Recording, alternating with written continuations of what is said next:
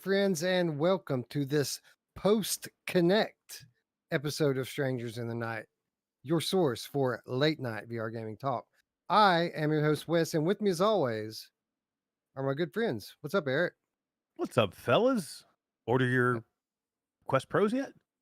Well, I was going to ask you a similar thing, but first, let me say hello to my friend Roots. Roots, you didn't order one of those things, did you? I am very sore. I did sell a kidney today, and I did order one. No, I did not order one. I was just telling Mash if I had a lot of money, I maybe consider it, but I guess we'll go into that in a minute. So I have not asked you yet, Eric, and I purposefully held off so that we could talk about it for the first time live on the air. Did you get one, or are you getting one? I did not order one, and I don't think I'm getting one. I'm proud of you. Yeah, it's not easy. It's not easy. I wanted to get one. I always talk myself into these things because I always say, I'll get it for my channel, and it'll be for them. It's not for me. It's for them. I You, sacrifice so much for them, but you, I can't do it. literally before I would spend $1,500 on one of those, I would start putting together a second PSVR 2 set up for my house so that we can do multiplayer. Literally, and everybody check your emails. I have gotten 2 email invitations today to Wow. buy a PS5. So like literally two of my accounts both got the invite today. So Yeah. So apparently everybody's there's getting it. stock. Yeah, there's stock. We'll get it. Everybody's getting the invite now. Next thing, I'm sure they'll hit store shelves, right? Yeah. Yeah, right. I I did think about it, guys. I really had to stop myself, and Todd did buy one, by the way. Well, Of that's what I was course, gonna like 2 say. hours. You actually that's the best of both worlds, man. You still get it for the channel. Yeah, so like 2 hours after the show, he's in Phoenix. He's in Arizona on vacation with his family. So he messaged me a screenshot of him buying it like 2 hours after the show. I knew he was going to buy it. He was going to do it. You know what I mean? And I really thought about it. I was doing my Patreon show prep for tomorrow night show. We do it every Tuesday night. And I have all the patrons come in and we play in the show. And I was literally like talking to them, and I'm like, I'm gonna do it. I'm gonna buy it right now. And then I'm seeing all these messages, and the freaking controllers, from what I hear, and then now I've heard like 3 different stories, but originally what I heard was the controllers, which are not battery controllers, they have to be charged via the charging dock or a charging cable. That's not a USB-C cable. It's actually got charging ports on it. That they have to be charged. There's no swap out, and they're only 2 hours. Now that has been refuted in a couple of different places, but all the numbers are different. So Carmack said 4 hours. Bosworth today is saying 8 hours. I've heard 3 to 5. Eric Hartley, who went to the Meta store today and did a test, said he has people that said that met at the Meta store are still saying 2 hours. So I don't know where the hell they are on this thing, and there's no way that I could ever buy a headset where I can't use the controllers for 2, if I can only use the controllers for 2 hours, how do you play? Well, This is what you fast do, charge. Oh wait, Yeah, no, it's not it's even not. fast charge. No. No. so what you do is you just drop another $300, That's get another set of That's controllers. exactly what So I they got 4 fucking want 4 you to hours. do. Well, you might as well round. I mean, why are you spending $1,500, you cheap bastard? You got to round it up to 200 or 2,000, maybe 2,200. Get 3. Oh yeah. Well, then I need the light blocker if I'm going to actually play VR. Right. That's $50. Oh, okay. Yeah. I need the carrying case. There's $120.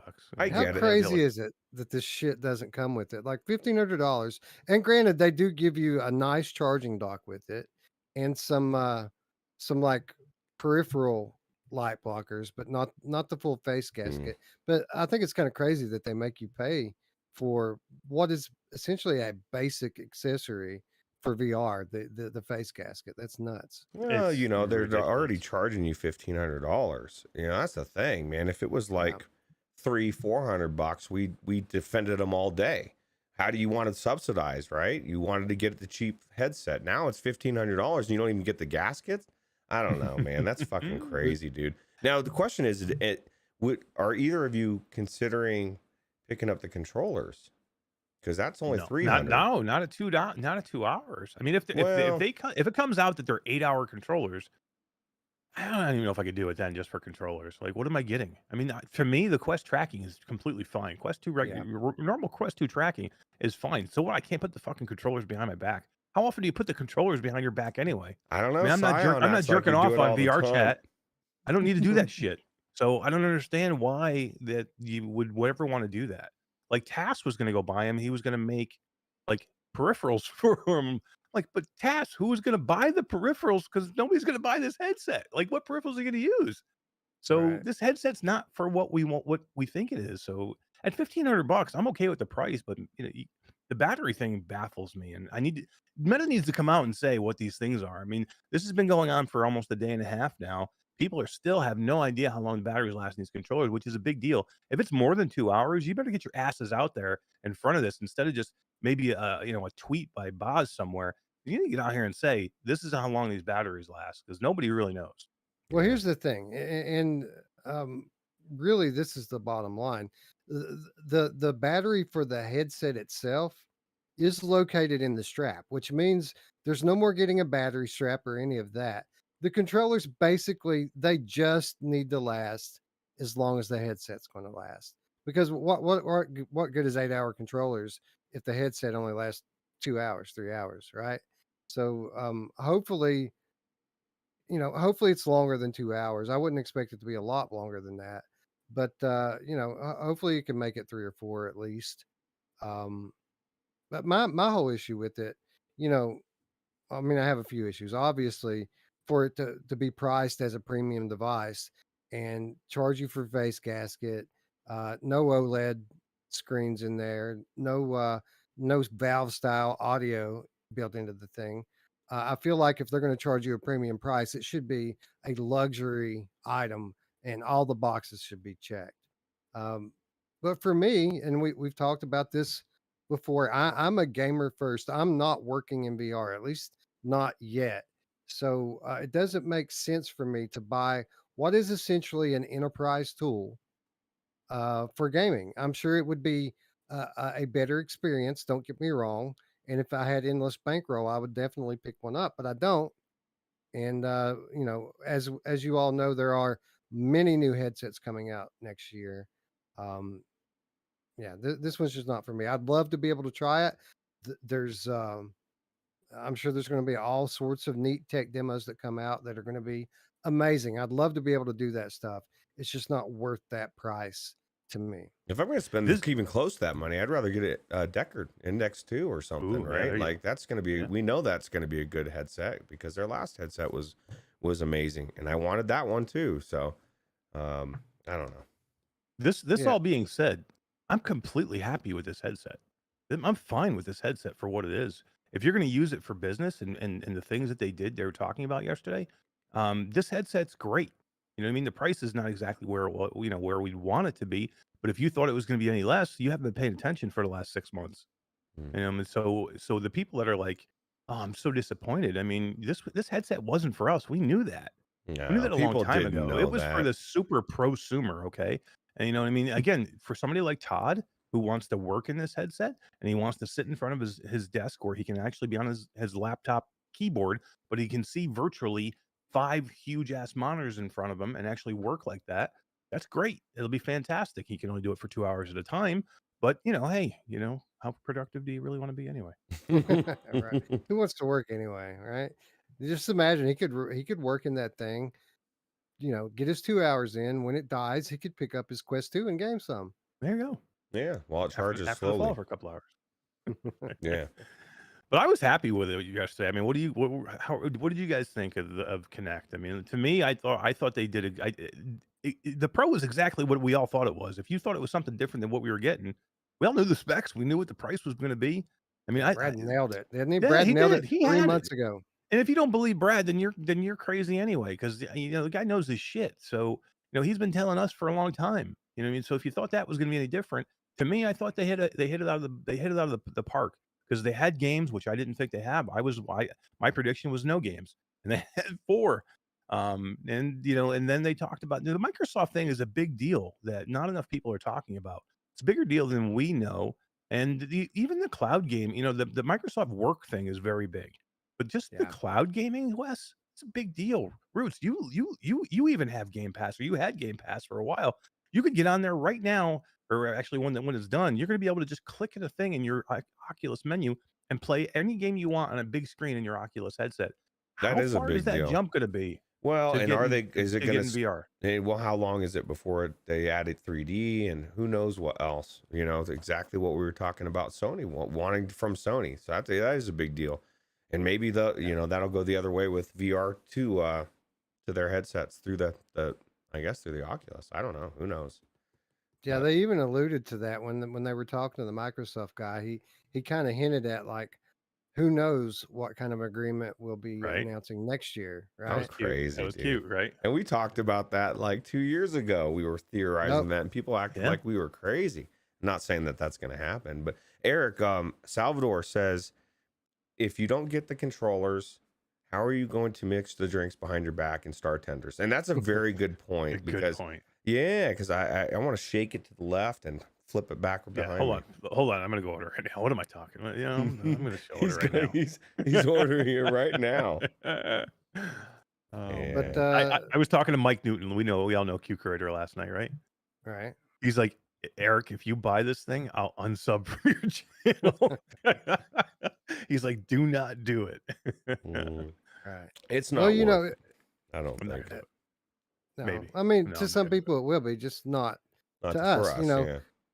It's funny because we've always kind of speculated in years past that, you know, Meta kind of has different designs on where they want to take VR.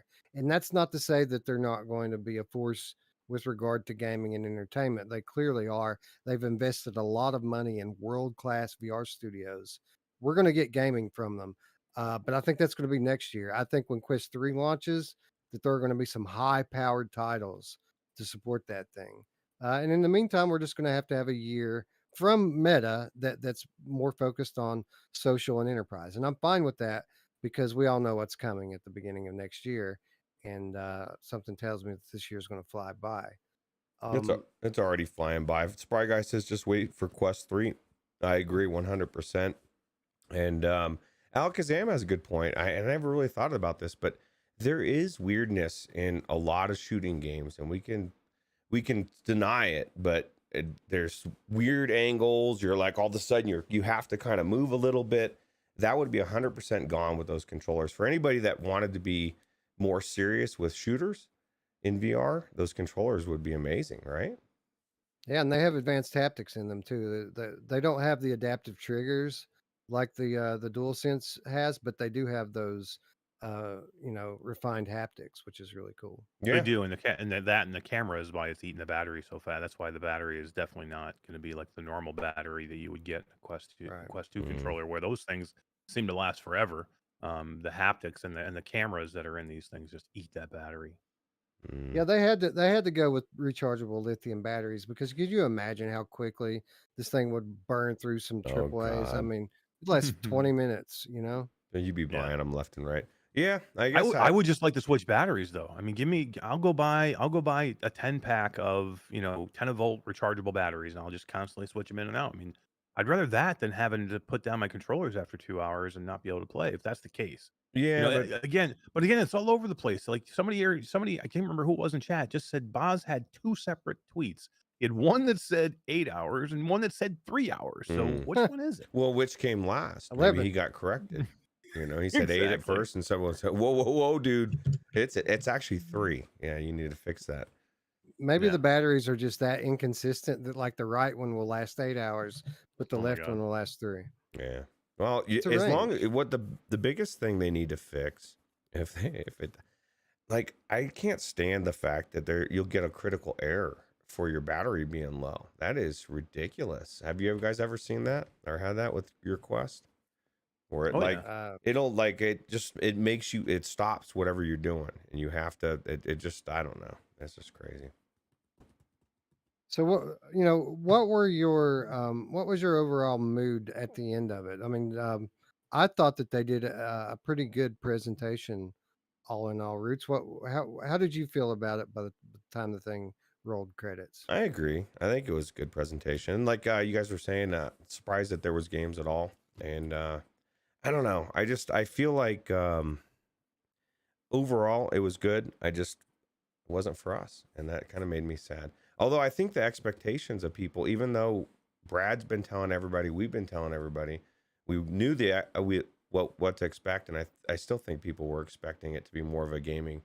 Just from some of the comments in the Discord, I know Ryan Brandon was saying he just thought some of the specs would be better than they are. And that's exactly what Brad warned us about, right? He said people are going to be very underwhelmed with these specs. And because it's not about the specs. Everybody's so used to more money meaning better specs, and it's just new technology, right?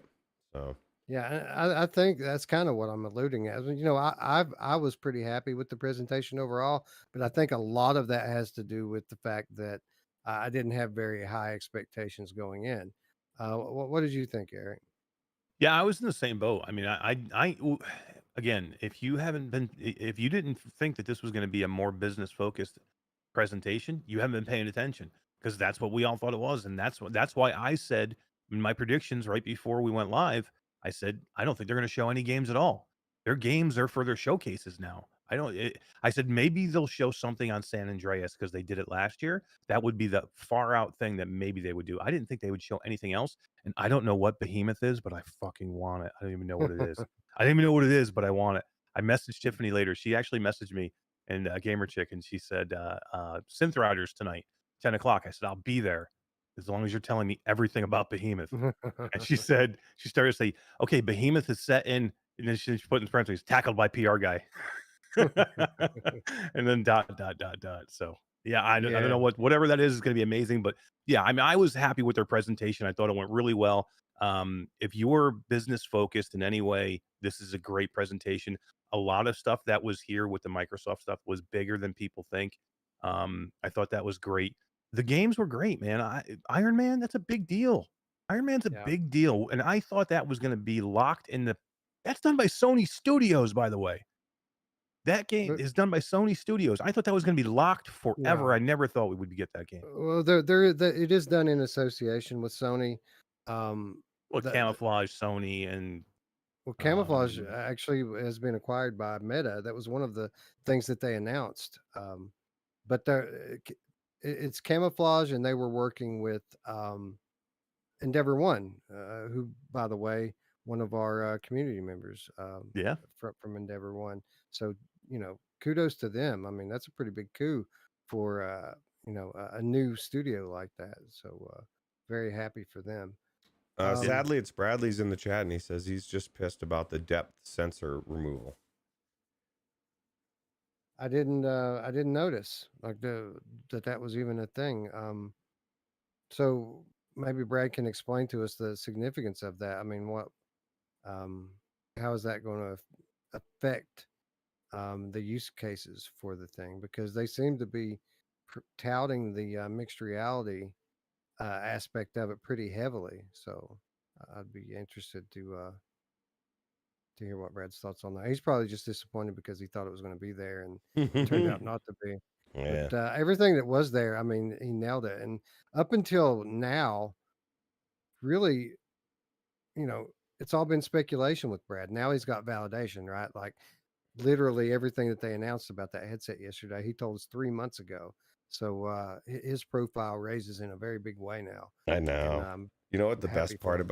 best part about that is he's going from now speaking a year or two ago or whenever he said where like Reddit was just toxic to him. Now he's gonna be able to mhm. strut in there, man, and be like throw his fucking name around, dude. I'm sadly it's Brett. No, he's not like that, but people are gonna actually respect him, and I think he deserves it. I think it's cool. Hell yeah. And back on the topic of the presentation itself, I did for the first time yesterday. I installed Horizon Worlds, and that's how I watched it. I actually watched it in VR, Hmm. and I've attempted to watch these keynotes in VR before, but they're always really janky and laggy, and I always end up having the nope out of it. It was perfect yesterday. Not only was the stream completely smooth and high definition, but they kind of showed it in this like big screen style theater, And as they would change topics, the thing would literally morph around you to match whatever it is that they were talking about. It was extremely impressive and well done.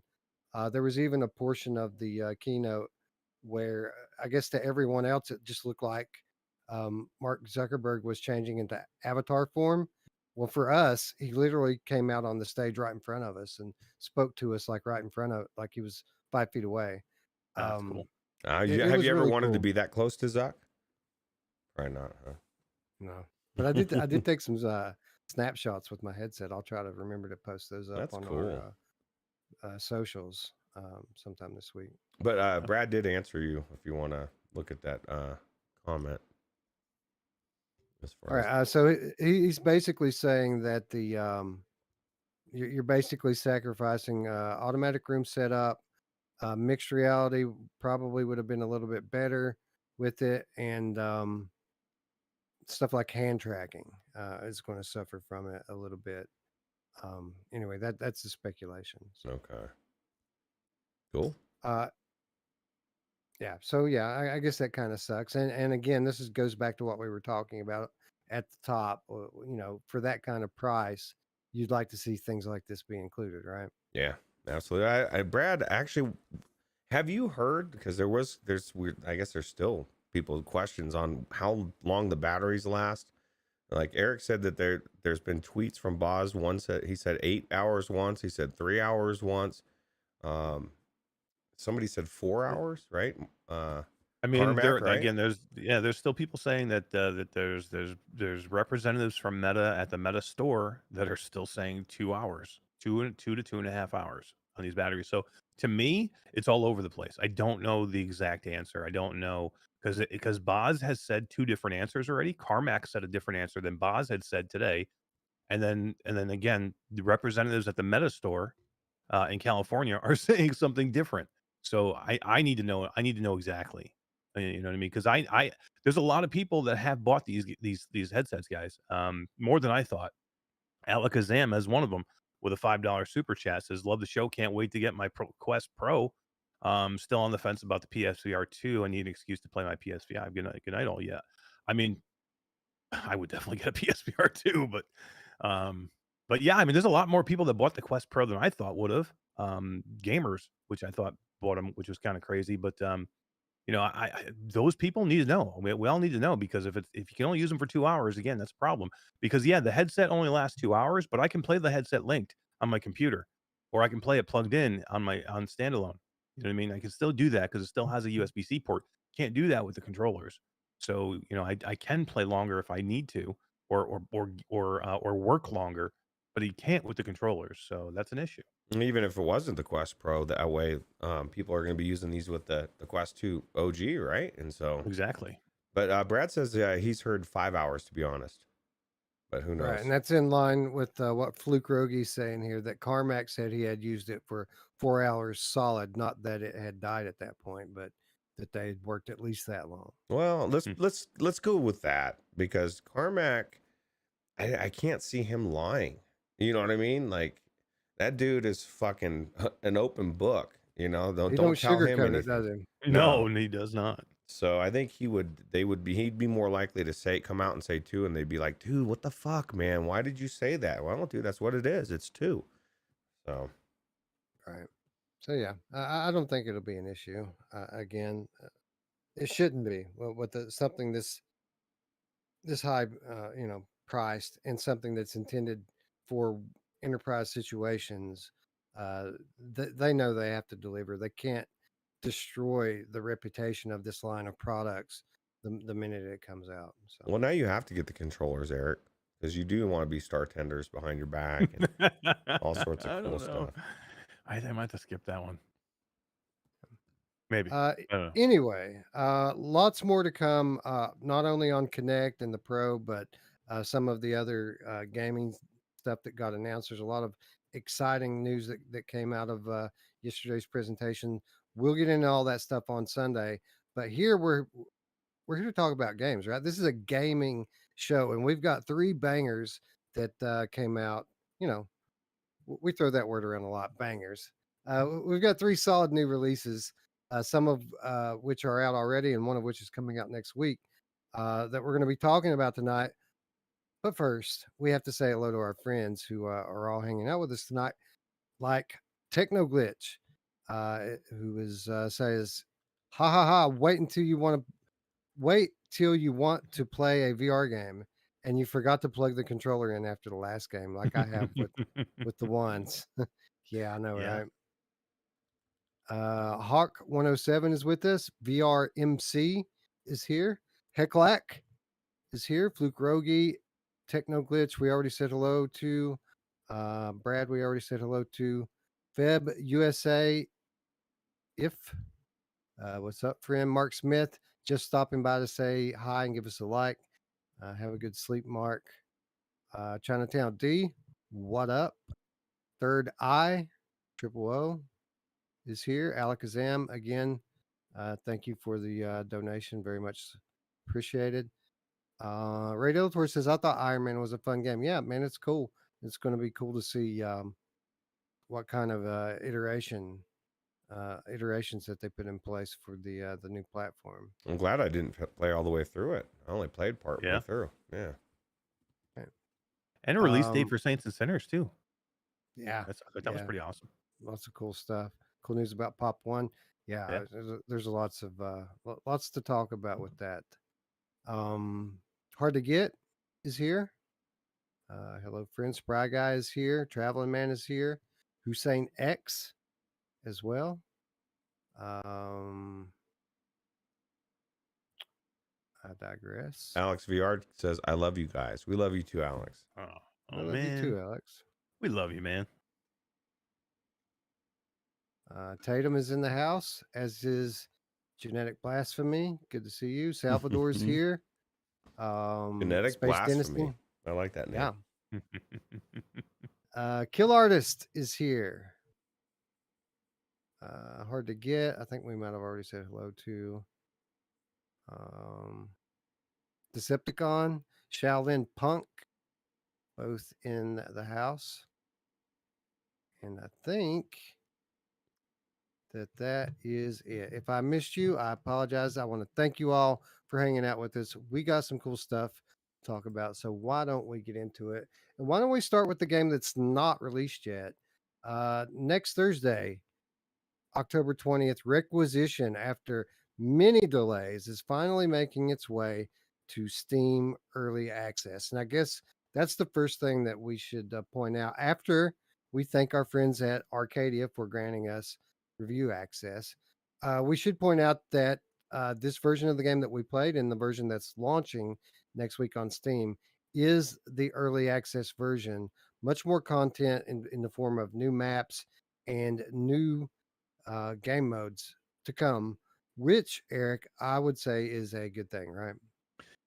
Yeah, for sure. I mean, there's you you need more in this game for sure. I'm looking forward to seeing what else they can put in here. And yeah, I mean, it's early access is early access. We talk about it all the time, but the base of what they have here is a really good game. So I'm looking forward to see what else they have. Really impressive in terms of graphics, Roots. And I don't remember if this was the case when we played the demo, a few months back or not. But as soon as you boot into the game, I was pretty stricken with just how good everything looks. Yeah, absolutely. Did you turn up the graph or actually turn the slider up and stuff too? Because you can adjust the resolution in the actual game, and it made it really sharp. I was surprised. The lighting, everything about it was the graphics were really good, and I don't remember them looking that good to be honest. I don't remember them looking bad, but I don't remember them looking really good to the point where I was actually thinking it looked pretty cool. Now let me ask you this: what did you pick as your person? I had to pick the chick with the bikini and the knee-high boots because I was so like, what is this? Like, what is this costume in this game? So I had to pick it. But and then this was the game, right, that said like when you went to go in, it said let's fucking go, or whatever, right? You clicked on the button, or was that the other game? No, that was the other one. Yeah, so like I thought the edginess of both of these games was cool. Just the costumes were pretty cool.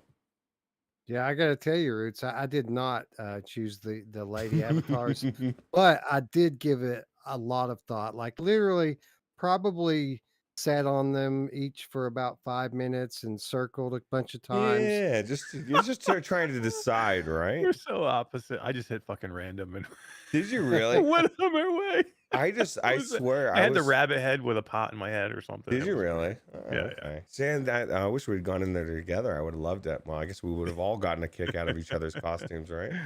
Yeah. Yeah.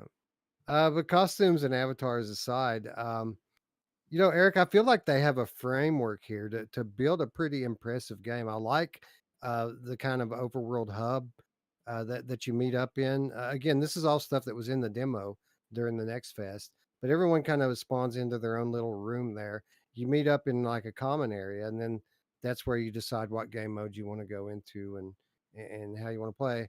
Um, but I mean, not just with in regards to the UI, but I feel like the physics systems are all pretty good. Not perfect, obviously. There is some jank, and we'll get to that. But I feel like they have a nice, solid foundation uh, to build a really exceptional game on throughout this early access period. I was Yeah, I really. mean, the Oh, I'm sorry. sorry, go ahead. Nah, No, you go ahead, Bruce. I don't know if he even asked. Probably asked you directly, and I just wasn't. I was No, just. that's okay. I was just gonna say I was really impressed with the. Like I wasn't expecting to find quests and like a very detailed list of things to do. Like in a game like this, usually it's just random. You're running around, you're doing all this stuff. It was very structured, and I thought that was really cool. Did you replay the tutorial? I didn't replay it, but I did go through the tutorial for a little bit, and it gave me the option to go to dip out early too. So that was pretty cool. Yeah, Eric, I found that to be a big improvement. Now I did play through the advanced tutorial, but I think it's nice that they give you the option now that they just give you the basics, and if you want to learn everything else while you're in the game, you can. Yep. Yeah, and you need I to me, you need a tutorial on this one because like the advanced weapon building and bomb building and stuff is you need to know. So to me, I think it's a decent tutorial. It does do what we ask it not to do, which is give us everything all up front. Yeah, Which sometimes I hate because sometimes it's like way too much to learn at one time. I like to sometimes learn that stuff in game as you go, but again, they give you the chance to opt out if you need to, and I thought they explained everything pretty well, and everything goes pretty fast. Sometimes tutorials seem to drag on forever. This one you can kind of go at your own pace because you're just kind of reading things on the wall, and you can go in and play with things and try and learn how the mechanics work of fitting the weapons together or building the bombs. And then if you feel like moving on, you can just move right on. So I thought it was done pretty well, and all the mechanics are fairly easy, so I don't think you need to spend a ton of time in the tutorial, but, uh, but yeah, what you're saying about framework, they definitely have a good framework of a game here. The campaign I think it can be really cool, but the co-op, I think, is where this is going to shine. The meeting room you're talking about, getting in with a couple other people and doing this thing, and this definitely has a Left 4 Dead vibe, or like that new Evil Dead game, which is a 4-player zombie. You know, try and last as long as you can to get out to extract safety game, just like Left 4 Dead. Same thing as this is kind of cool, and it's good to see it. Yeah, essentially, this is a horde survival game. You barricade, you prepare, the hordes come, you try to make it through the night. Do you think we're going to get a story campaign? Because that was one of the only surprises to me here. The early access of this version of this game, as we have it, is essentially identical to the demo that they put out there, with some added polish. But the story mode is basically what was called survival mode. Only now that they kind of lead into it with a little story scene and kind of have added some extra dialogue into the level. But gameplay wise, this is very much the survival mode from the demo.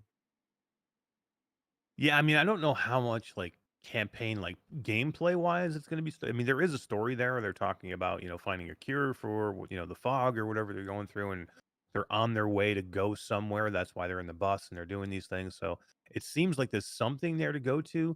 Whether we'll see it right away, it sounds like we won't. You know what I mean? It sounds like we'll have some again.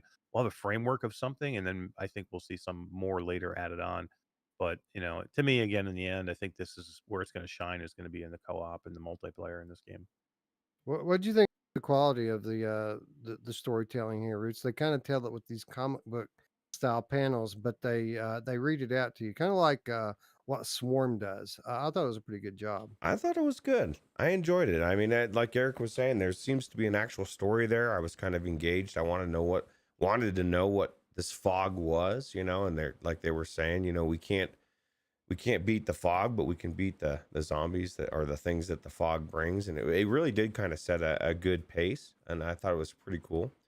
I just want to know why an axe won't break wood, because that I never, Eric he was telling me, he's like, yeah, I was boarding windows up, and like you can break up anything that's wooden, you can break up with a hammer. But I found a rubber mallet, I found a sledgehammer, I swear to God, like 5 hammers, but never the special magic one that looks like a normal one. But there's shit everywhere. Like it's like every single thing that you go to, every dresser, every cabinet, everything works, and every time you open something, there's stuff everywhere. So I just was surprised I never found that damn hammer, but they did have a good selection of things, right? Are you being serious right now when you said that The you hammer? didn't find the hammer? No, I did not. Oh Why? my. Is it on you or something? Yes. Okay, well there you go. Because my thing is I never found it, bro. Like You get That's it right. automatically. It's like the duct tape. You get it automatically. It's on your Yeah. left chest, like Yeah. where your oh, walkie-talkie would be, or your light would that be, must in have like been the that. Saints and You know, Sinners. when I ran when it said, "Hey, you can go out this door for the tutorial." Hey, but that was probably like the next thing they told. If you didn't go through the door, they're like, "Oh, by the way, your hammer's right here." Because I swear to God, they never brought that hammer up in the tutorial that I went through, at least until that front door. Or that first door. Well, if it makes you feel any better, when we covered the demo a couple months ago, Brian Paul did the exact same thing. Like he didn't know that the hammer was right there. Yeah, that's crazy. Well, I'm in good company then. Yeah, I'm with Yeah. you too, because for I don't know, probably about a half an hour, I was trying to find nails for the boards to board up on the windows. And you actually don't have to find nails. You just have, because what happens when you put the boards in the window, you see these glowing shapes of nails, like where they should go in. And I'm like, oh, I must need to go find nails. So I'm looking for scrap that I can make nails out of or figure something out. I'm looking around for a half an hour, and then I just happen to think, maybe if I just hit them with the hammer, hit the glowing things, and that's what it is. You just hit the glowing things with the hammer, and the nails just show up. It's really satisfying too, isn't it? Because we've had games like this before that have you barricading windows with boards, but it's always before been like this automatic thing where the board just sticks up there like magic. But this one you have to manually hammer them in, and I don't know. I found it to be very tactile and satisfying. Yeah, it was cool, and it registered pretty well. I mean, sometimes you do these things like it doesn't hit, or it doesn't, it doesn't register, and it registers real well with the hammer. The hammer is a cool idea. I mean, like I said, you can break everything up, and everything takes different amount of strikes to break up. Like something really big, like a big, heavy duty, like curio cabinet would take longer to break than say like a little, thin coffee table. So it's got some real life physics in it, which I thought were kind of cool. Physics were Here's a actually really good, right? Like it's Yeah. for I mean, we're just getting to the age where I'm expecting for my hands not to go through things anymore, because it's just every game is starting to get like that. And this one was pretty good, I thought. little pro tip for those of you out there playing for the first time. I wasted a lot of time breaking up big tables because that's the only way that you can get boards to board Hmm. the windows up is by breaking big tables. And there are a lot more windows than there are boards. And you can only, you can put the boards in your backpack to carry them, but each one takes one slot. You can't stack them. I found out later on that you don't have to actually have the full formed board, that you can take wood scraps up to the window and it will form Oh a board shit! when you drop it in the slot. I didn't know that. Yeah. So literally you can stack those in your backpack and literally 5 per slot, and it makes things way easier. So you don't have to spend all that time breaking down these big tables. literally anything that wooden that you break up, you can use that to board the windows up. How do I get the door to stay shut? That's what I want to know. Because Well, that let's door. talk a little. Oh, go ahead. I was gonna say, well, let's talk a little bit about jank because you're absolutely right. Like door number one of Zombie Apocalypse is close the damn door behind you, but after you open the door, you can't shut them, right? No, it's like, and it just wants to swing back the other. I mean, I went and I was trying to gently do it. Just wanted this door shut, please. So there was a very big stress point. And then I got to the point after the door keeps swinging open, and I couldn't find the hammer. It was on my chest. I said, why am I fucking boarding the windows anyway? Because the door's wide open. Like at some point, I guess you want to like minimize the ways they can come through. But yeah, they need to be able to shut that door because it was really actually legitimately stressing me out. I wanted it shut.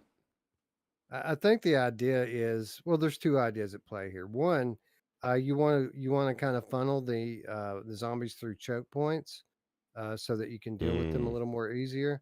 And I also think that the purpose of the boards is kind of to allow groups to amass, and that makes your traps and bombs all that much more effective if you can group zombies together. So you're not supposed to keep them out. You're just supposed to funnel them through your maze of death. Okay, I Right. getcha. Cool. But while we're being critical here, Eric, I found myself basically taking the easy way out. I played this like I would play any other zombie survival game, even though there's all this extra functionality with bombs and traps and improvised weapons. I basically just kept a couple of melee weapons in my backpack, and before the horde started, I scavenged the entire house for all the guns and clips, and just fought the enemies off with guns. And then when I would run out of ammo, I would just grab a sword or an axe and hack up the rest of them. Um, why do we need to craft weapons, Eric? No reason to at all because you don't even need guns. Like you wasted all that time scavenging. You could have grabbed a rake from outside and you could just kill them all with a rake. Like not even a metal rake, like one of the like crappy ones that like are all plastic. You can just kill them with that. Or boar. That's the problem with the game. That's like the main flaw. Like the whole idea of this game is you craft a whole bunch of cool shit to make great weapons. But if you don't need those weapons to kill anybody, then it just seems like it's just like a chore at that point. Like, why am I going through all the like? Why am I getting a leaf blower and a propane tank and making making a flamethrower when I can just get a katana sword and just cut their heads off, and I don't need to get anything else. And then Yeah. that thing never breaks down. Your crafted weapons, the ones that you put together, they eventually break down. But the ones that you find that are whole, they don't ever break down. So it's not like you ever need anything else. I mean, you could just get an axe and just run through the whole game, just chopping their heads off with an axe, or using the katana sword, which you find fairly easy. So yeah, I think they need to like do some balancing here, and Yeah. the whole idea is make you use these things. Like the whole idea, like the biggest thing is like we saw it in a lot of the previews and promos, the toaster idea. You know what I mean? You're using the toaster because there's nothing else that you can use, right? 'Cause that's all you got. But Jesus Christ, if I can use a shovel and I can take out 50 zombies with a flathead shovel, the hell am I getting this toaster out for? Why am I duct taping a toaster to like, a plunger to, get a spoon to kill the zombies? Yeah. Yeah. So if you're the developer and you're watching this, the constructive criticism I would give you here for this is I would have the waves ramp in difficulty pretty significantly. So the second wave, not only are the zombies going to be harder to kill, but there's going to be way more of them. And then the third, even more so on top of that. So by the time that you get to the third wave, you want it to be so that you're out of ammo. Like you can't use guns anymore. Whatever limited melee weapons you found should be broken down at that point, and you should be forced to craft weapons. And um, something else to kind of plays off of that.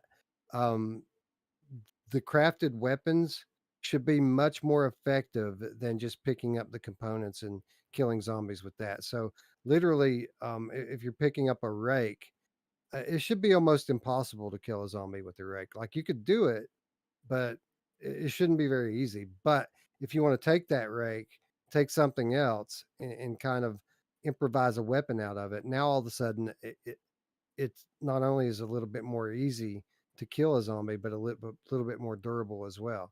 So again, these are all balancing issues, stuff that they need to work out in the early access period. Um, but the systems, like we said a minute ago, the systems are all here for that. These are relatively minor adjustments that they should be able to make in a matter of days. Yeah. Yep. You should Yeah, make Wolveraz my says the gun work looks smooth, and it is. The gun work is really good, actually. It's great. Yeah, I was very, very impressed with just how good the gun work is out of the box here. Like, you could tell they spent a lot of time getting the gun mechanics down. my thing is when that wave 3 comes, I should be afraid to not have shit made. Like, I should be like afraid to, like, because it gets so fucking hard. I'm like, oh my god, I'm like, the first couple waves, I'm trying to keep the zombies at bay, but I'm like really focusing on, I need to get stuff made. I have to do it. Because then, like you said, then it changes the whole dynamic, especially with multiplayer, right? Can you imagine how cool and fun this would be in that scenario where, like, it's like, dude, we it's crunch time. We got to get this shit made, and zombies start pouring in. It'd be crazy. Yeah, and they should ramp the difficulty up when you're playing multiplayer so that it forces you to work together. Like, everyone has to work together to prepare. Um, now, with that said, we said that the second wave should be harder, the third wave should be nightmare, but I think that they probably need to space the waves out a little bit more to give you preparation time so that you can go craft bombs and things, and you don't have to do it all, up front. Like, there should be the wave should be much harder, but there should also be a larger intermission in between. Right, with the option to start it, make it like 5 minutes in between, but if everybody goes and stands in the circle. Oh wait, that's already taken. If everybody does something, it starts the wave, so that way you're not sitting there ready to go waiting for 4 minutes.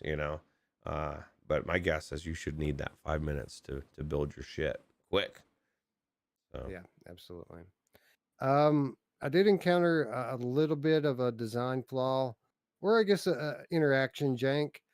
So Roots already said that there's a ton of items. There are components and weapons and everything in every drawer of the house. And as you search, this stuff kind of gets scattered all over the floor. I found myself more than once reaching down to my waist holster to pick up my pistol, but instead of grabbing my pistol, I would end up grabbing shit off the floor. And it would like repeat over and over again to the point where I had to make 5 attempts to grab my pistol out of my holster. Did either of you encounter this flaw? I didn't. Yeah, I didn't use the gun too much, but no, I didn't have it really be too much of an issue. But it would be a thing where there's got to, if you have a lot of stuff everywhere. See, my thing is I didn't grab everything. I looked at stuff. I'm gonna be honest. I was looking for a fucking hammer, and so I was not pulling shit out. I was like, where is this fucking thing? And but I can imagine if there's stuff scattered everywhere, that would be a crazy thing. Yeah, I didn't have it just like specifically with the pistol, but any weapon or anything I tried to put in like the side holsters or those two, they were too spaced out or away from you. So yeah, anytime I went to drop something, I would inadvertently drop it in the holster, and then what what I was trying to get rid of would go into the holster, and then what I had in the holster is either in my hand or it's gone. So that happened to me all the time, because I was always trying to have at least one melee weapon in one of the holsters and then a gun in the other, the pistol in the other, and I would inadvertently drop something, and all of a sudden I look down, and then I have a can of soda in my, in my holster instead of the. They should only let you put weapons in there. You know what I You mean? shouldn't That's be the able to whole put a thing, too. holster a soda in your holster. Exactly. Yeah. And my problem is that my hand was literally in the circle, Yeah. but the game doesn't assume that I'm going for my gun. It assumes I'm going for what's on the floor. Again, a very easy fix there. Anytime your hand is physically in that circle, the only thing that you should be able to do is grab whatever's in there. Yeah. Mhm. Let's see what else. Oh, I also had an issue with reloading. The way this works is you don't have a separate inventory for your ammo. You're putting it in your backpack, which is fine. The way it works is it's supposed to automatically feed you your correct ammo when you reach over your left shoulder. For whatever reason, and I don't even know why this one was happening, when I would reach back into my backpack in the heat of running away from enemies, for whatever reason, it would just drop my clip. I would bring my hand up and it would be empty. I'd reach again and it would be empty. And I would assume that it wasn't grabbing my ammo out. But then when I would finally get a moment to pull my backpack out and open it, I would notice that my ammo was all gone. And then running back through the level, it's on the ground. So obviously I'm grabbing it out. And for whatever reason, the game is making me Mm. drop it. Any issues with reloading, Eric? Yeah, I didn't really have that, but I didn't use the guns way as much as you did. I kind of used a little more melee. The rake. The rake, yeah, the rake, or the leaf blower. But I didn't have that issue, but I can see where it would. It's a weird. You're right. It is a weird way, the way they do it, because so what they tell you is whatever weapon is in your hand, when you go to your backpack to grab ammo, it'll specifically grab that ammo, which I guess does work. But yeah, it must be having some kind of disconnect, and you must be losing it as you go over your shoulder. Maybe it's an occlusion thing with the controllers. Mm. They're losing Maybe. tracking. I found, before the waves started that it worked perfectly fine. It was when I was running and on the move Mm. that I was dropping it. So I don't know if, pressing the thumbstick has something to do with the interaction that's breaking it. I don't know. It's just a problem that I encountered. Yeah. All in all, though, I did enjoy my time in this game. I'm very interested to see how much they're going to launch it into early access Mm. at, because I feel like that they could, that what they've got here is already what, $20. I mean, that's fair, right? Yeah. Yeah, Yeah. I think we said high side. I would probably go 24.99. I'd probably pay. Probably not more Yeah, than that, but I think right around that'd be the high side. I think sweet spot. I think $20.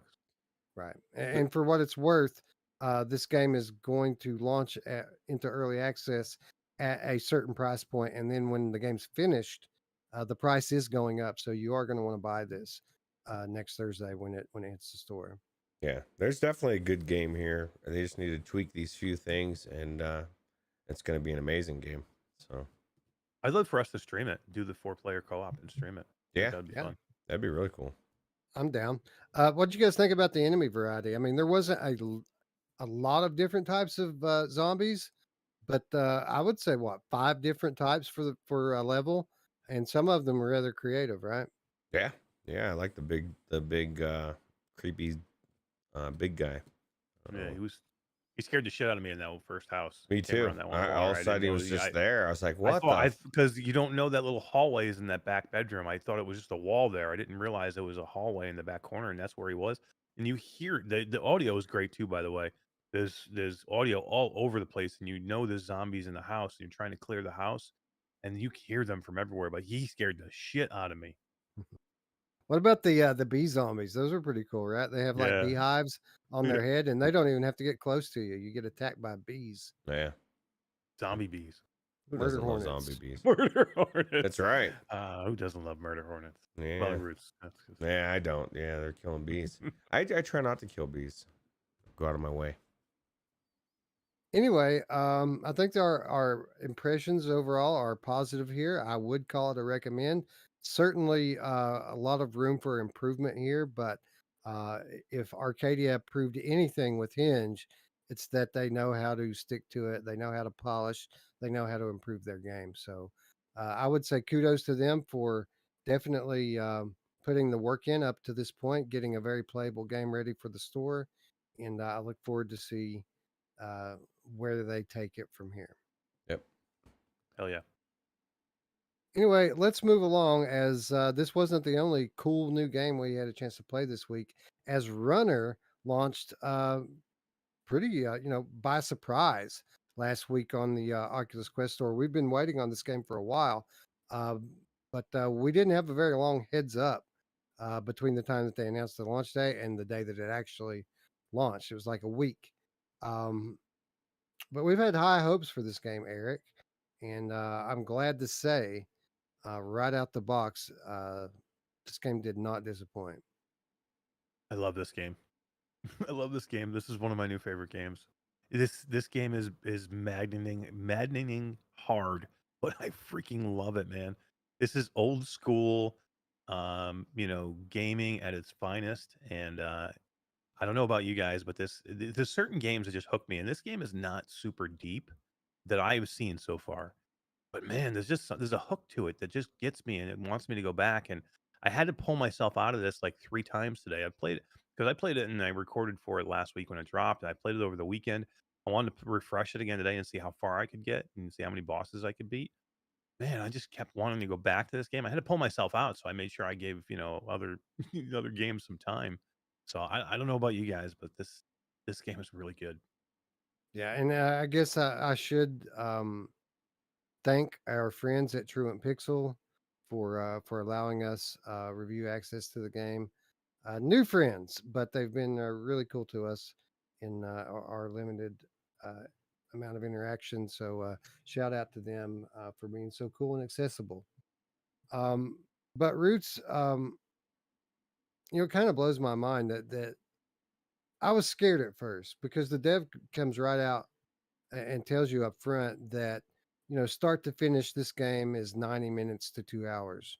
Um, what they didn't tell us is that is if you're walking into the game as an expert and Mhm. running through it on your first time. That is not going to happen because, like Eric said, very, very challenging gameplay here. Yeah, this is the thing, man. There's all sorts of stuff going on in this game.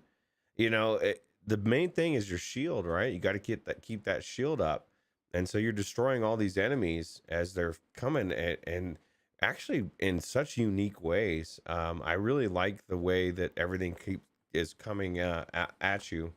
Well, you know who loves it, the ways that things are coming at her. My mom. But sometimes you can't get to those shields, right? Because you're things are happening so fast, and that the action gets so crazy that even the first couple levels is hard to get, and the bosses, when you get to the boss, for me, I would die again and have to start at the very beginning. That's the thing. You have to start the whole thing over again, right? So this is one of those old school games in that respect as well.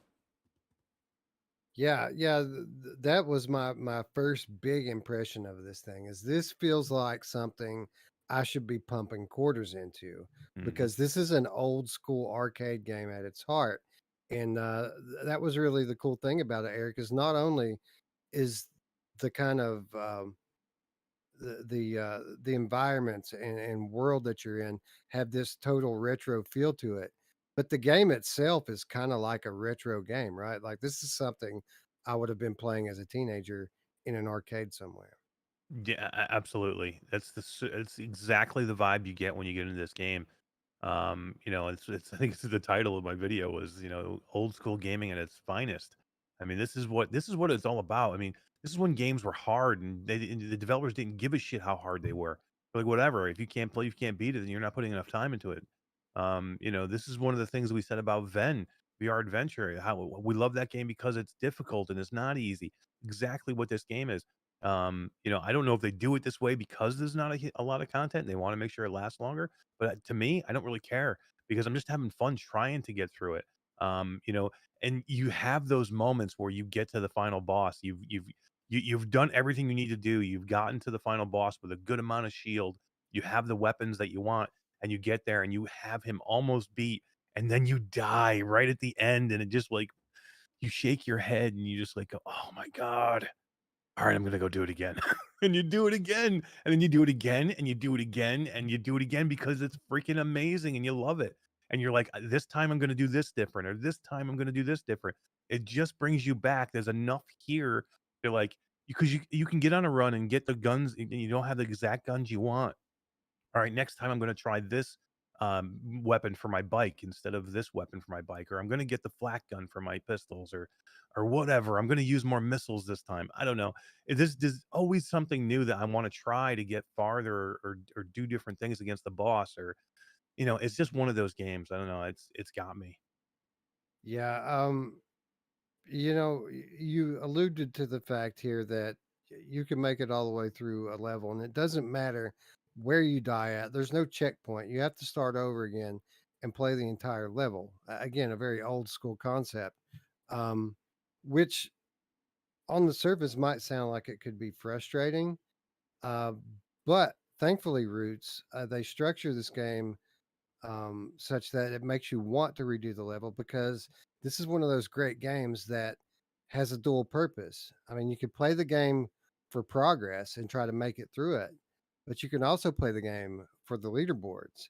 And when you're talking about a game that's kind of a hybrid arcade shooter racer, I mean, this game is perfect as a leaderboard chaser. Yeah, it is perfect. And just switching it up, right? Like Eric said, you're gonna try to maybe beat that score, switch up your gun, switch up. That was one of the things that I thought was really refreshing is just the the change of guns, right? And like when I got that first machine gun for my bike, and that's one of the cool things too is there's different types of ways to shoot. Like here in the video they're shooting with their hand, but the bike also has its mounted guns, and some of these vehicles are armored, and so you have to use different weapons for different situations. And a lot of times you can't, like things are flying in the sky. So I just thought, like Eric said, it's one of those games that just captures you, and you just keep finding, even though you're running out of time for the show and if you got to go into other games, you find yourself going back in and just one more time. So Yeah, and basically the way they have this structured so that you know, not only are you trying to win, you're trying to beat your friends on the leaderboard. It makes you consider multiple strategies. So, like, sure, you can kind of play through it and try to arm yourself and put yourself in the best situation to beat the boss. But if that's all you're focused on, then you're gonna find yourself way low on the leaderboard, because uh, as is the case with most arcade shooters, the leaderboard is based on streaks, and you have to keep your streak open. But the cool thing about that, Eric, is they make it so that you can continue your streak without killing enemies by the way you drive, by kind of putting mhm. yourself in these close call scenarios with other vehicles, with tight gaps. You can string those together and keep your multiplier going, which I thought was a really cool concept. Yeah, and you know who else has a tight gap? My mom. Some say. That's what I heard. That's what I heard. But yeah, exactly. I mean, this is again old school gaming at its finest. And Wolverazo was asking about, can you shoot the tires out? You really can't shoot the exact tires out, but there are hit points, right? Like Bruce was saying, there you got armored vehicles that you can't just hit them, from behind. You have to like drive up to the next to them, and you'll see like a glowing hit point, and you have to hit that hit point to destroy them. And the longer they stay alive, the hard the more chances are that they're going to hit you in some way, because they have most of them have multiple ways to shoot, or multiple directions they can shoot. So you really you want them off the screen as soon as possible. But what you're saying for the scoring, that's what I found myself going back to too. I went back to that first level after I beat it a couple of different times, so I could actually get more multipliers. So you can shoot and you can keep your combo going, or you can hit these. There are these things that give you have a special ability to slow down time and use dual wield weapons. But once you fill that meter up, you can still keep hitting them. These things that fill that meter up, you can still keep hitting them. These driving points that Wes is talking about, that'll actually increase your combo score. So the more you take a chance to maybe drive underneath one of these big trucks at a really small space, the more you do those things, the better score you have. And then by doing that, it makes you feel like a badass, right? Makes you feel like you're really driving a bike, because that's the other thing too. This is a racer, and they could have put it like it is almost like a rail shooter, but it's not. So you're controlling your bike, but you're really not. But they give you enough here, and by doing those things to make you take those chances, it makes you feel like you're really controlling the bike and you're really racing. So I think it's just enough. Like I think if they tried to make it too much of a racer, then it would take you way too much away from the shooting. And I think they give you just enough here to keep it a racer at its heart a little bit as well. Yeah, so you get a time bonus for beating the level quickly, and so they allow you to accelerate and decelerate. But you also use that strategically because, uh, as we mentioned, if you hit one of these uh, areas or one of these gaps, it maxes your multiplier out. So you could have an enemy come up beside of you, right? And you have multiple things to consider. You could just go ahead and shoot it, or you could hold off, go hit one of these points to get your multiplier up, and then kill it to maximize for points. But if you're doing that, you also have to consider your shields because certain enemies, when you kill them, drop shields and you can pick up, and that's kind of your health. That's what allows you to stay alive. But if an enemy is close to you or next to you when you kill them, you're not going to get the shield. It's just going to go flying behind you. So you kind of have to always be weighing out um, what you need at any given moment, be it points, be it health, or special weapons pickups. There's a lot of different things, and you constantly have to be processing and strategizing with how you want to approach it, which makes every run unique and allows for a lot of replayability. Yeah, you also have to worry about the motorcycles, specifically them coming up behind you, right? And so like you can hear them, and you can see that they've got that laser thing, and they're shooting. And so like that's another reason why I've had to slow down and let them get in front of me so I can kill them. Otherwise, they're nailing you, and I don't like to be nailed from behind. But you know who does? My mom! Yes, you So the game at times seems like a bullet hell because so many flying enemies and things are shooting at you at once. But the game also has a very cool mechanic. Um, it's like a bullet time mechanic, and it's not something that you can use as much as you want. The way it works is you have a meter that you have to build up all the way, and then when it's full, you get say 5 to 10 seconds of bullet time, which allows you to score big when you have multiple enemies on the screen at once. And the way that you fill that meter up is the same way that you keep your multiplier up by hitting these gaps, by hitting these driving points. So again, Eric, multiple things that you're considering as you speed your way through the level, trying to beat it as quickly as you can. Yeah, they give you a lot to do here, but it doesn't seem overwhelming. I mean, at first, it seems like it takes you a little bit to get used to everything, but it never feels like, oh my god, I don't know what to do, or I don't, or this is too much for me to do it at one time. So I think it's a good balance of everything you need to try and do together. Again, to make you feel like a badass, to make you feel like a Kira on this bike. I mean, that's what it makes you feel like. I mean, and it has that feel to it, and I love the reload mechanics. So basically, 99% of the time, you are shooting either with your right hand and steering your bike with your left, or you're going to steer your bike with the right hand and shoot with the left. You only can do both when you're in that bullet time that Wes is talking about, that slow down time. That's the only time that you can dual wield. So most of the time you're right-handed or left-handed with your weapon, and the way you reload, because you only have 50 rounds in each weapon and they're automatic, they go fast. You shoot through them fast. Is you have to put them back in to reload them. So basically, you're switching back and forth with controllers. You're pushing a button and you're hitting with this one, and then you have to put it back in and reload, grab the other one, and now you're switched. Now you're steering with your right hand, your right thumbstick, and not your left thumbstick. So it takes you a little bit to get used to, but it's really rewarding when you finally get it. Like when you finally get it and you're switching back and forth quickly between weapons, so you're almost constantly shooting all at the same time and you're steering well with both thumbsticks. It feels really rewarding when you get to that point.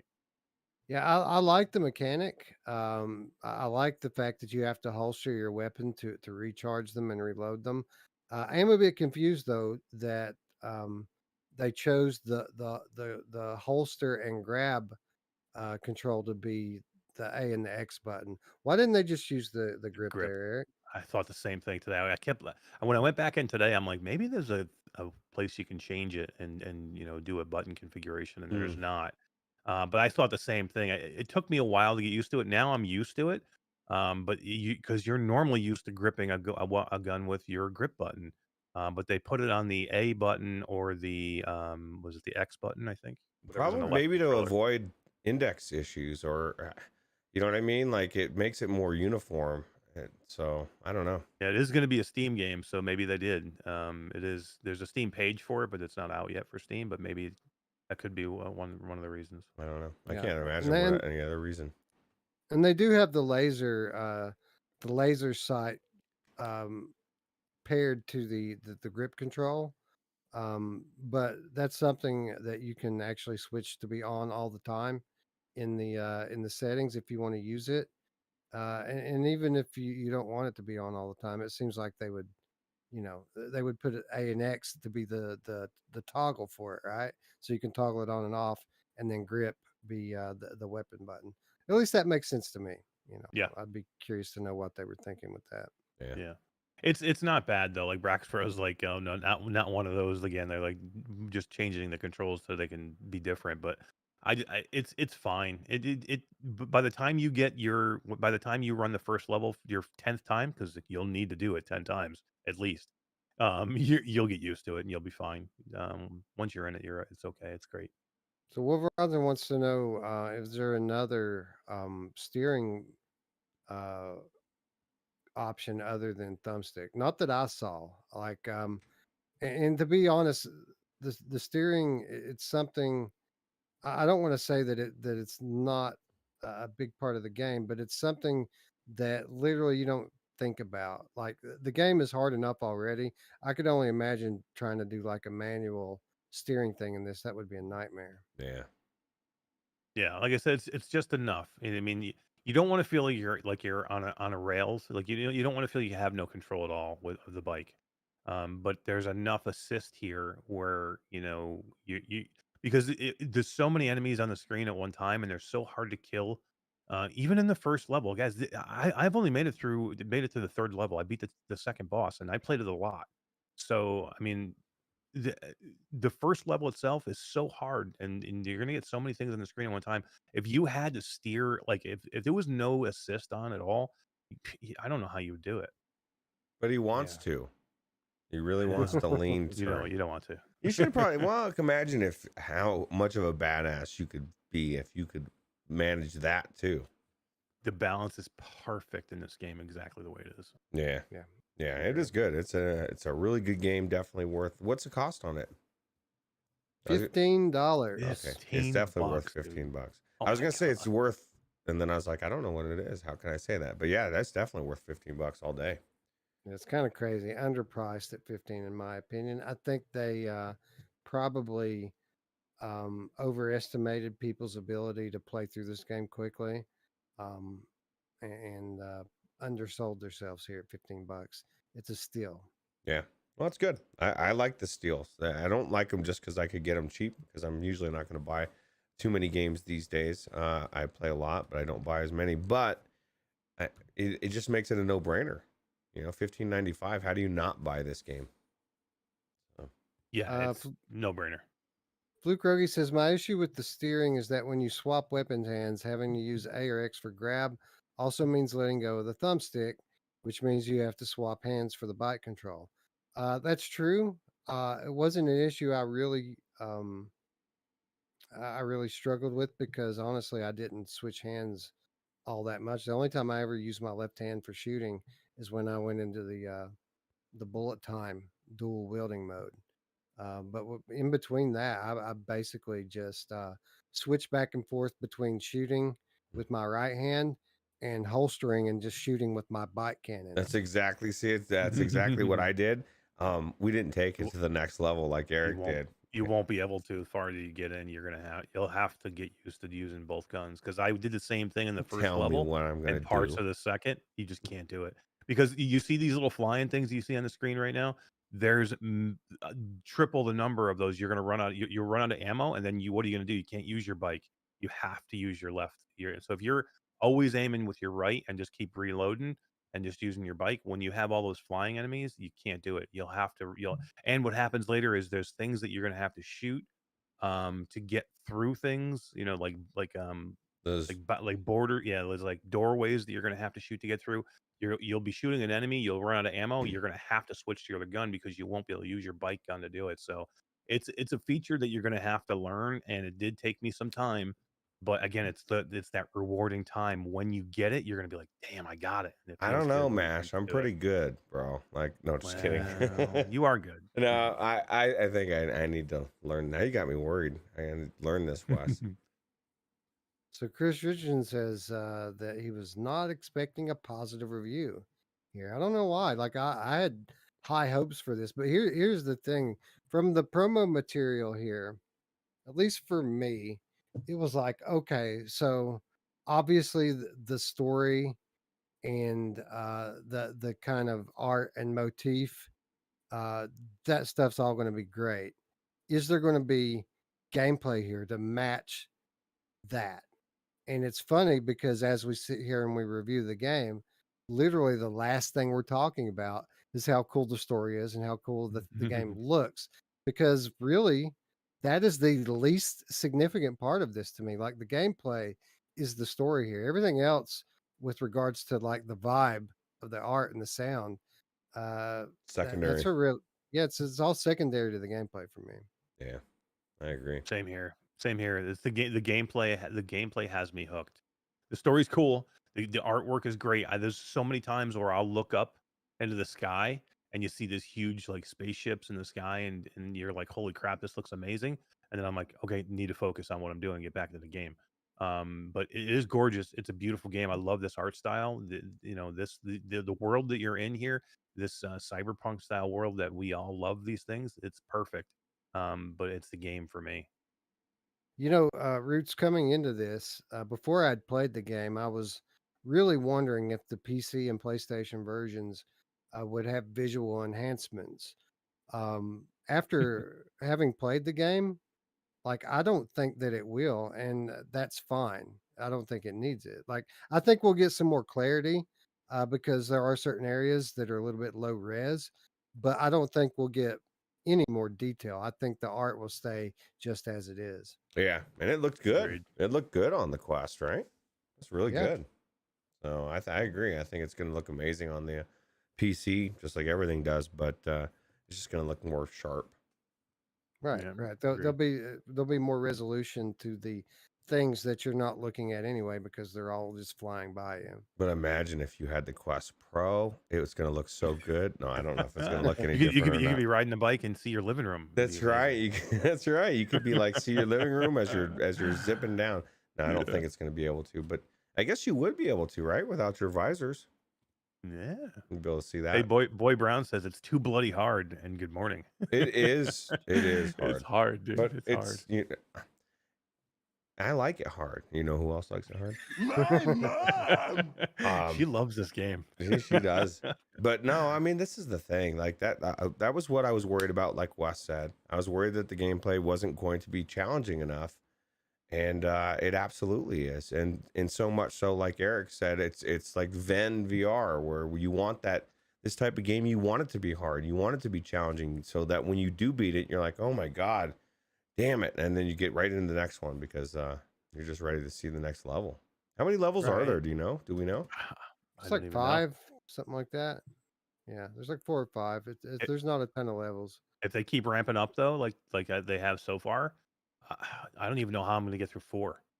Like getting through the second boss, like it's like one of those old school games, man. When you beat the boss and you're a kid in your living room and you're like putting your fists up like this, you're like, holy crap, I just get it, I did it. You know what I mean? You have that feeling.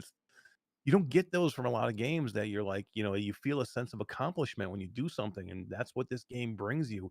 They bring you these moments when you're like, damn, hell yeah, I did it. You know what I mean? That it paid off. Whatever I did this time paid off. Like when I passed my test at Marineverse, I felt so good, man. That was like You know the what? day. Same thing. When I built my boat in Garbage of the Sea, I was like, I got the boat. Do you get to build a boat in that game? I guess. No, I don't know. So before we move on from this, Eric, talk a little bit about the level and enemy diversity, because I think another concern going into this was that maybe the levels would come off a little too samey. But I think they switch it up just enough here with regards to the art from level to level, and then each level brings with it special enemies, right? Yeah, no, like I'm only 3 levels in, and but the first 3 levels I've seen different enemies in every one. Now, there's motorcycles, so you have motorcycles, and then the second level it's a little bit different motorcycle than it was in the first one.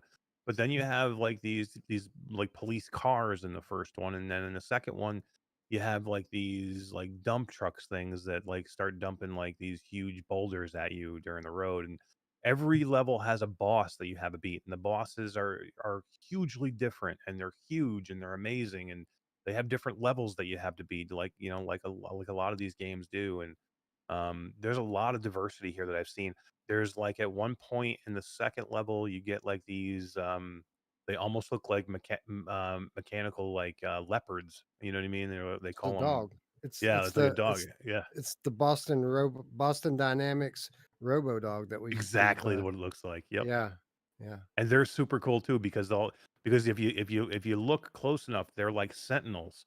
They sit up on these tall posts that are on the side of the road, and if you get good enough and you get like the flak gun, that because the flak gun's like a shotgun, but from distance, you can hit it from distance. It does a lot of damage. You can actually hit them and kill them before they even get a chance to jump down on the road. And they're super, they're 4-legged and they fly. They run so fast and they can do a lot of damage when they get on the side of you. So those another one where you have to slow down and stay behind them, because if they get down on the side of you, they have a gun that will just destroy you quick, especially later on in the game. Can you tell I love this game at all? I don't know. It's good, man. Like this game is so good that we're doing real time review tonight, which takes a little bit of extra setup and planning. And for those of you who don't know what a real time review is, stay tuned. You're going to dig it. But literally, by the time I have my camera and everything set up, my VR headset plugged in, and everything ready to go, I had 15 minutes, and I was wondering, do, Can I do I get a have run enough in? time? Can I get a run in? Because Runner was literally it was the first thing I played today, and now it's been like almost what 10 hours since I played it, and that's not good. I need to get Yeah. back in there. Yeah. It's And then it's and the leaderboard, man. I love leaderboard chasing too sometimes. So yeah. It's funny because um, I don't know if it scores each run separately or if you and Roots had a very similar score. But I since I have our show account uh, has its own headset here, I've got multiple headsets. I'm actually able to play as myself because I'm a shared user on that headset. I So when I saw. so when I went in, I saw two virtual strangers, and I didn't know which one was which, but it didn't matter because the score was nearly identical on both the entries. That's crazy.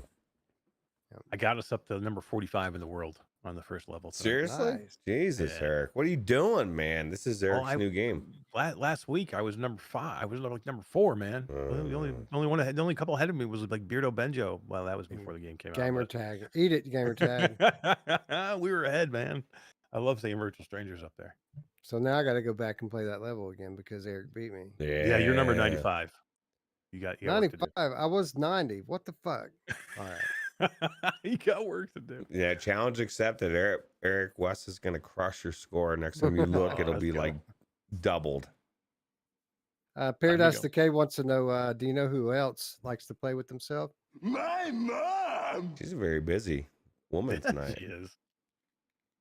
Anyway, yeah, I don't know what else we could say about this, man. It's an excellent game. If you like,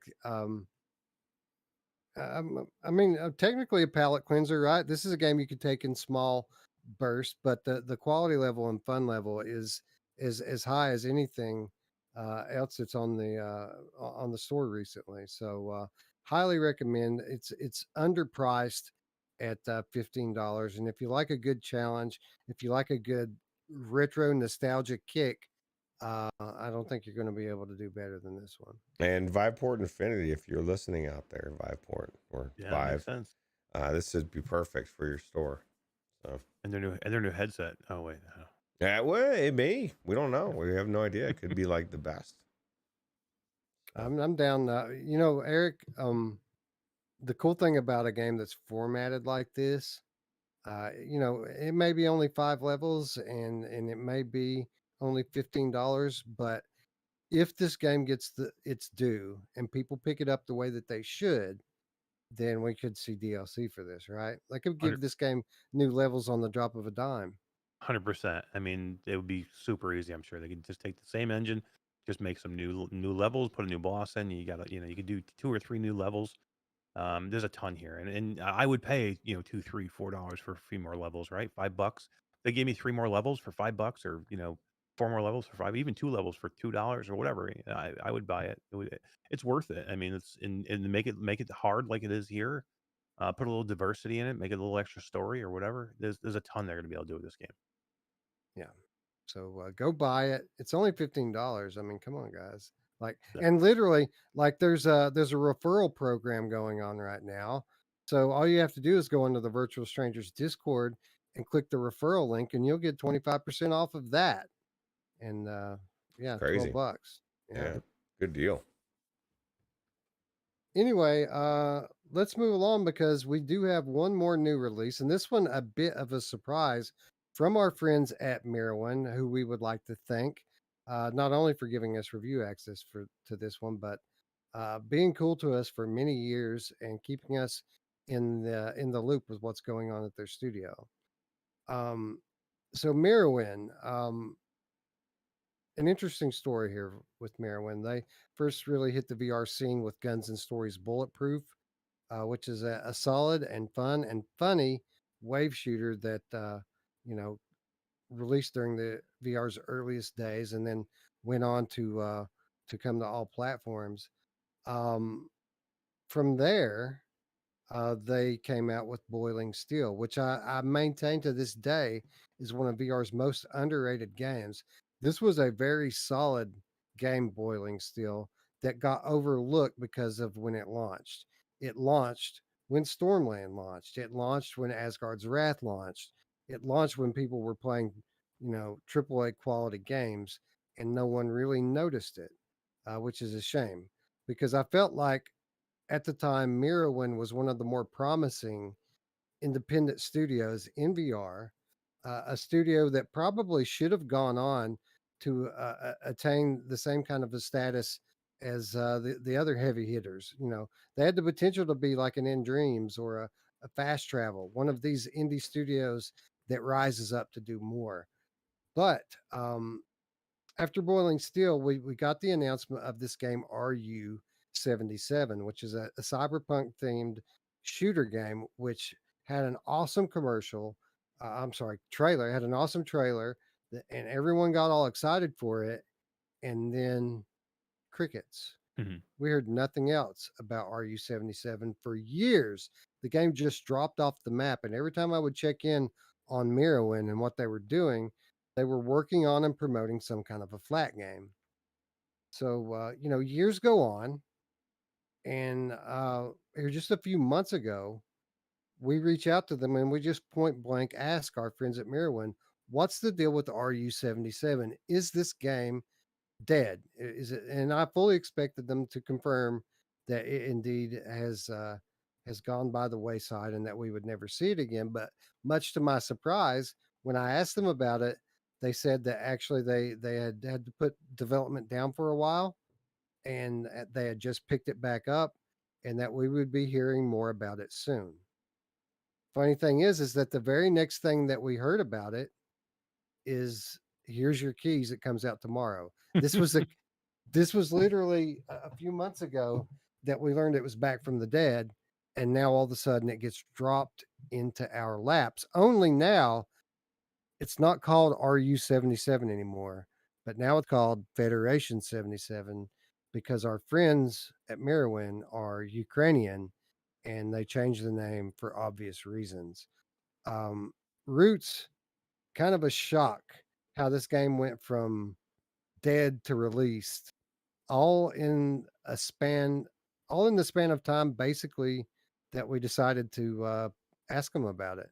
I had Interesting coincidence, right? Yeah, the timing is very odd because it was like shortly after you reached out to them that they all of a sudden it's here and we've played it. And then like a couple months ago, we didn't even know things existed or not. And what a different experience than I thought I was gonna see. Because this game was definitely not what I expected. And like Eric, at first I didn't really kind of get it, like, you know what I mean, as far as like the gameplay and just as far the flow of it. But once I did get it, man, I really did enjoy this so far.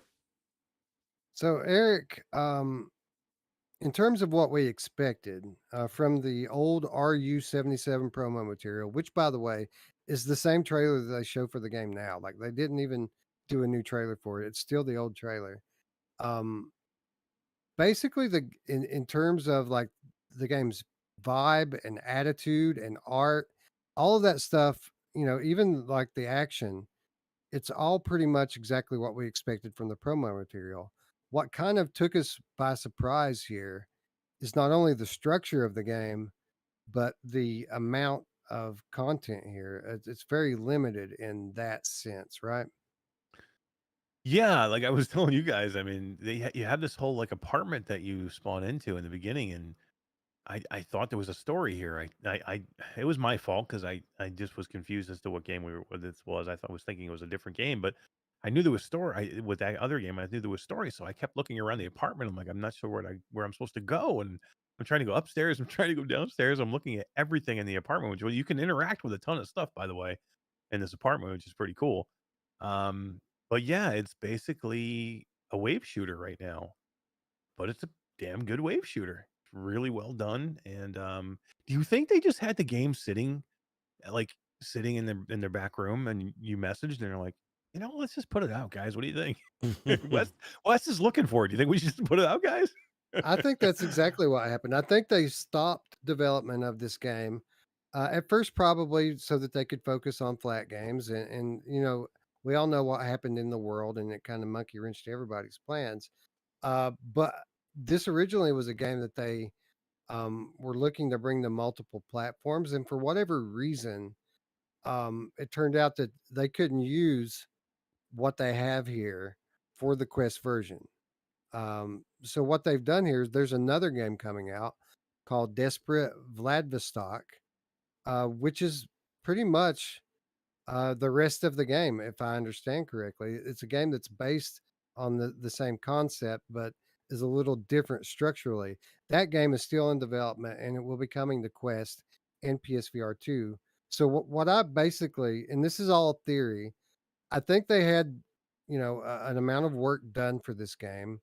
They probably had reached somewhere between 15 and 25% of what they originally planned for it. And then right around the time that I asked them about it, you know, they considered, are we really going to throw this work away? And I think that they decided to just go ahead and change the scope of the game up, change the description up a little bit, and put out what they have done, and throw a $10 price tag on it and make a little bit of money from it. So yeah, this is a $10 game. It's on sale right now for $9. And what they have here is two game modes, which are both kind of wave shooter based modes.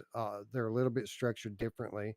I think there's 5 or 6 maps, and Roots. What they have here, like all other Mirrorwind VR games up to this point, very polished and very well done.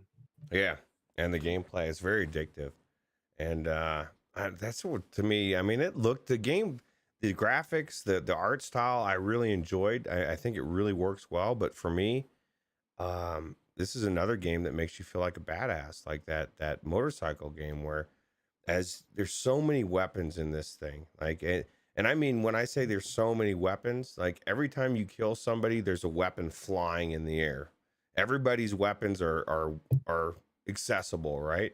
And so at first I was struggling because I was trying to melee a lot, but once I started seeing guns, I started using the guns, and the coolest thing is when in this huge, crazy explosion, you see the guns flying up in the air, and you can reach out and you can grab these guns with with your magnet grab or whatever you want to call it.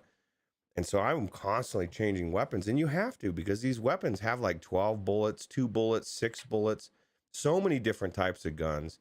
And I felt they all felt really good. I don't know. What do you think? Did you guys feel like the weapons felt good as far as the shooting on, like, as far as what Wolvie would feel like? Okay, so I'm going to pump the brakes here a little bit, and because we are doing a real time review, Oh, that's and right. Yeah, we I can't go need to too do. far. Can't go There's a too little deep bit in. of a yeah. There's a little bit of a transition time here for me, because I need to go get set up. So what I'm going to do here, first I'm going to give away a couple copies of the game. Oh my God. What? Thanks to our friends at Merwin again, who have always been so cool to us. So thank you guys, awesome. But after we give away those keys, I'm going to go set up, and then I'm going to let Eric talk a little bit about the gameplay and the weapons and stuff. Cool. So for the first 2 people in the chat to list a Merwin VR title, you will win a copy of Federation 77. And again, this is according to my chat. So even if your chat says you were first, that doesn't necessarily mean that you were. We have to go by mine. Mine is the definitive one. But the first 2 players who can name a Merwin Studios VR game, you will win a copy of Federation 77 on Steam. What if Tech answers? Tech, you're not allowed to answer. No, just kidding. Tech for sure is going to answer. Oh, of course. Yeah, he said. All right, let me refresh my chat here so we make sure it's all good. Mickey, you can't name the game that we're talking about. I mean, another one. Come on, dude. And by the way, F77 isn't the name of the game anyway, but not this game. One of their other games. You I'm said sure it at Mickey the top knew. of the thing. Yeah, I named both of their titles as we started the segment. This just goes to show how overshadowed and overlooked. Oh, Tech got the first one. He says Elder Scrolls. Oh, that's not them, Tech. Come on, close, man. though. Come on, man. That was close. Come on, man. So what about it, guys? Does no one know what? Can I guess? You could, but you already own the copy. I know, but I just want to guess. We might just have to give them all away in the comments, man. I'll give you a hint. It's a horror game. Oh, there you Fluke go. Rogi. One of them's a horror game. Yeah. Okay, you got that one. The other one's a horror game. Oh, there you go. Yeah, ETK 2K9. Wolvie, you could get this. You know the answer, bro. It's not a horror game though. It's a western. Yeah, that's true. It's a comedy, a western comedy. I do like the grandfather. Wolvie just said he loved that game. He knows what it is. Oh, there he goes. Well, I don't know. Is that close? Yeah, we will accept Guns and Stories because that's what everyone calls it. Yeah. Guns and Stories Bulletproof is the name of the game. There you go. Boiling Steel the other. Techno Glitch almost got in there, bro. Coming through with the Boiling Steel after he saw Fluke's answer. cheap, but we would have taken it anyway. Nice. But anyway, Fluke Rogi and Wolveraza are the winners. But we have more copies, guys. So if you want to win a copy of Federation 77, all you got to do is leave a comment down below that says that you would like to enter the giveaway. And next week we're going to give away. I think we have at least one more. We might have 2. So yeah, just those of you who are watching this after the fact, just again, leave a comment and we'll draw next week. Make sure you're subscribed and make sure you show up next week when we announce the winner. Absolutely.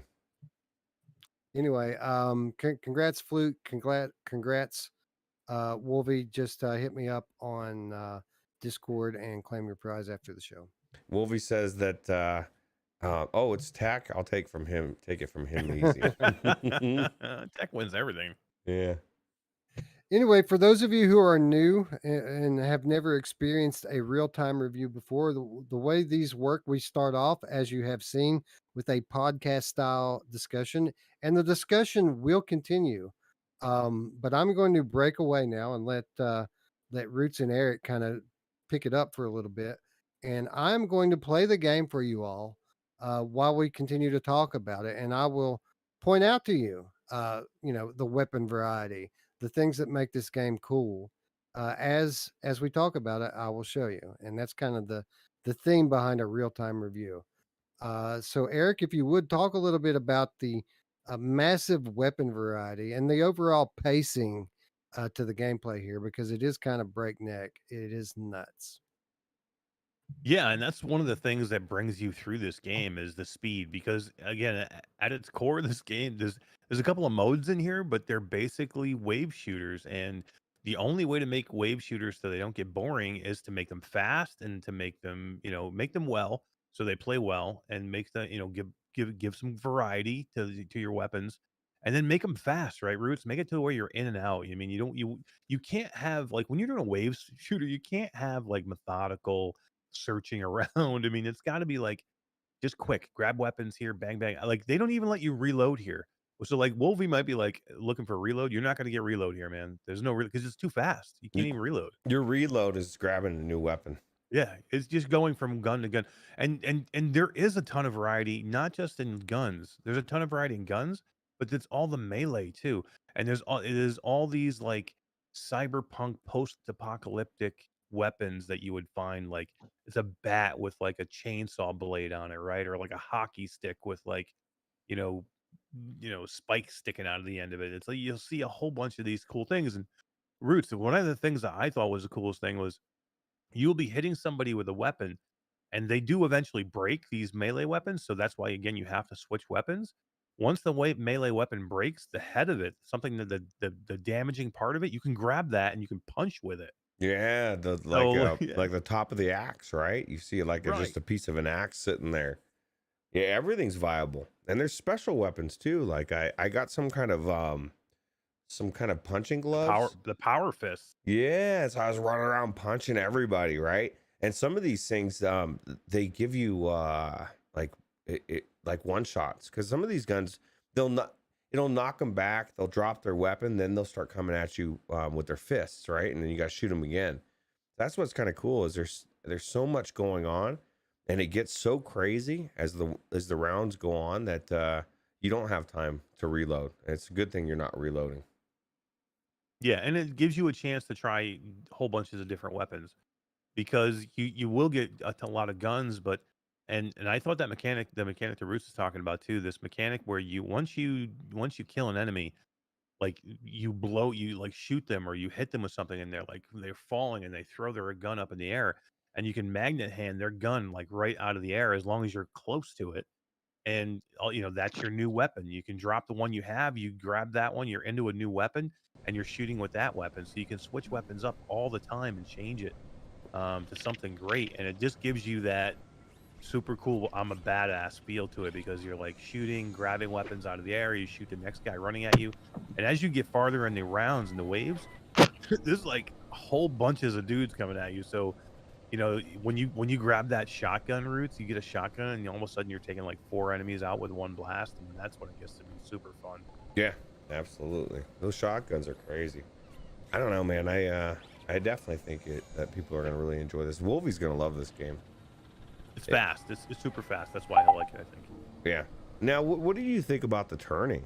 Like, I really wish there was smooth turning, because it's only snap turn as far as I could see. No, they changed it. It's actually, if you look at the Steam store on it, it actually says update. We just added smooth turn. So you just have to go into the menu and kind of like change it around. Okay. It's weird terminology. You can tell there's like, because they're Ukrainian, right? You can tell there's like a little language barrier here. So the terminology for smooth or snap turn doesn't say smooth or snap turn. It says something else. In the comfort options, you have to go into that, and it allows you to go smooth turn. But yeah, I would have hated it if it was snap turn. Yeah, that's what I was using. ET2K9 now wants to know if we have a release date for Runner. Steam shows it to be announced. It's out now on the Quest 2. Yeah, it's on Quest 2, and we don't know about the Steam version. I don't know exactly. What are we talking about? Which game? Runner. The Steam version. Yeah, I specifically asked the developer, and they were tight-lipped about it. They did not want to talk about it, but we do know that that it's late in development, and we do know that the PSVR 2 version of it is well into development as well. Nice. I am now in the game. I don't know if you've switched the scene over. Yep. Yeah, I forgot switched to it turn as off soon the as gas in the we kitchen. switched over. You leather dummy. Hey, Wes, do me a favor. Go into the menu there when you grab your gun, and go into settings. I just wanted to. Me and Ruuts were talking about the snap turn that they changed. Sure. They have like a weird terminology for it. I can't remember what it was, but they do have smooth turn in here. I just don't remember. All right. So we have pixel density here, which is obviously the revolution. And Root said he jacked it up, but I mean, the game looks great. I think I on turned it up to 1.2. 1.5, and it looked amazing. But Yeah, I didn't well, go too far. We have the audio options, all of which are pretty straightforward. Rotation mode. That's it. Constant, which is smooth turning, is Yep. what I'm on, and instant, which is the incremental, right? The snap turns. Right. Or you can just disable it altogether and play turn in real life. And then, of course, they have rotation speed, which is maxed out by default, which I appreciate. But those are the settings. I thought that there was maybe a calibration as well, but I don't see it. So I'm going to actually calibrate in my Oculus. Listen to me, leather I'm on the purse. screen here, Disconnect so me. bear with me I just a can't moment. stand this anymore.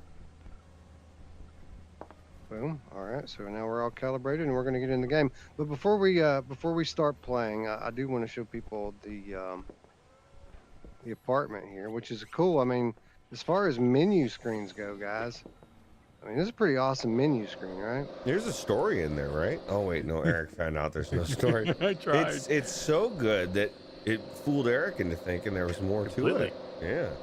That robot's funny as hell too, by the way. He has a whole bunch of good one-liners. Yeah, they should have been able to hear that, but it's kind of difficult to tell at this point.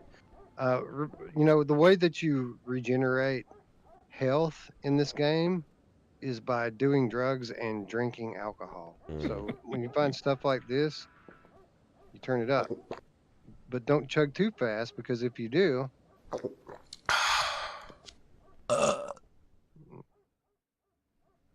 everything gets all weird. I guess I slowed it down just enough by doing it in 2 drinks. You If you do the whole bottle in 1 drink, you'll vomit everywhere. Yeah. I was like, wow, that was weird. I chugged it again, and then I puked again. That's cool. There you But go. as you see, we've got a Smoke 2 hell of joints. a spliff here, man. Look at that thing. I feel like that may or may not be a waste of weed. I think maybe you should. You think? I don't know, man. I'm not. I know some people really love those things, but man, I just go Drink it so up. fast. By the way, I want one of these Mirrorwind refrigerators. Hell It's so yeah. Yes, that- me I too. I thought that was one of the coolest things. Tip one for the homies there. Wes. By the way, everyone out there who thinks that Valve are the only ones that know how to do liquid physics, look at that. Yeah.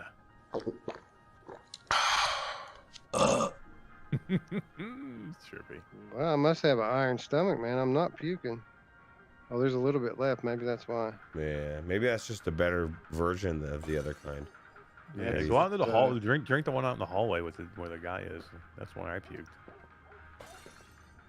And by the way, yeah, well, there is a dude out in the hall. Иди сюда. Ну ты же понял, да? I think are you he's saying, gonna, bro? He's gonna puke. I think he's gonna puke. Look, his nose is all busted up. He's smoking a big fatty too. У меня работа, надо. Я не могу просто так сидеть. There we go. This premium Ukrainian vodka. Can you puke on him? Вот я, Probably. блядь, как-нибудь скажи, пожалуйста. Вчера забухал, сегодня забухал. Well, the vomit mechanic is obviously gone. Блядь, умираешь, что ли, блядь? Maybe I need to drink this big bottle. Oh, you can't interact with that one. Anyways, you've got a working elevator here that takes you. What is it? This is the tutorial, isn't it? It is. Yep. Oh, I didn't mean to do that. Yeah, you gotta. By the way, the tutorial's cool for what it's worth. I just don't need to do it again. The tutorial's fun. Just go on back to the room. And if you walk out downstairs, it starts another one of the game modes, which I'm not sure which one it is. So Let's agree on the good terms. You will stop mining with me, and I won't tear your head apart. You telling a joke? Yeah. So I'll go ahead and load into the game from here so we know what we're playing. So you hit play, and there are two game modes. There's arcade mode and adrenaline mode. Now, they're both arcade style, pretty much wave shooters. But as you can see, the arcade mode is an I endless have an arena. idea. What if? Hold on. Never mind. Forget it. Enemies will appear in waves. You only have 2 health, and after taking damage, the countdown timer starts. If you don't kill, you'll die. From time to time, there will be bonuses that will help you survive. So the way that this works, the enemies come in waves. If you take damage, you basically have to kill somebody quickly or you're going to die. And you basically just go through as many waves as you can, and you'll get a score at the end of it. Now, I guess there's supposed to be a leaderboard here, and that's what you're supposed to be playing for, is to put yourself up on the leaderboard. But as you can see, my leaderboards have always been blank. Did you guys have anything ever come up on the leaderboards?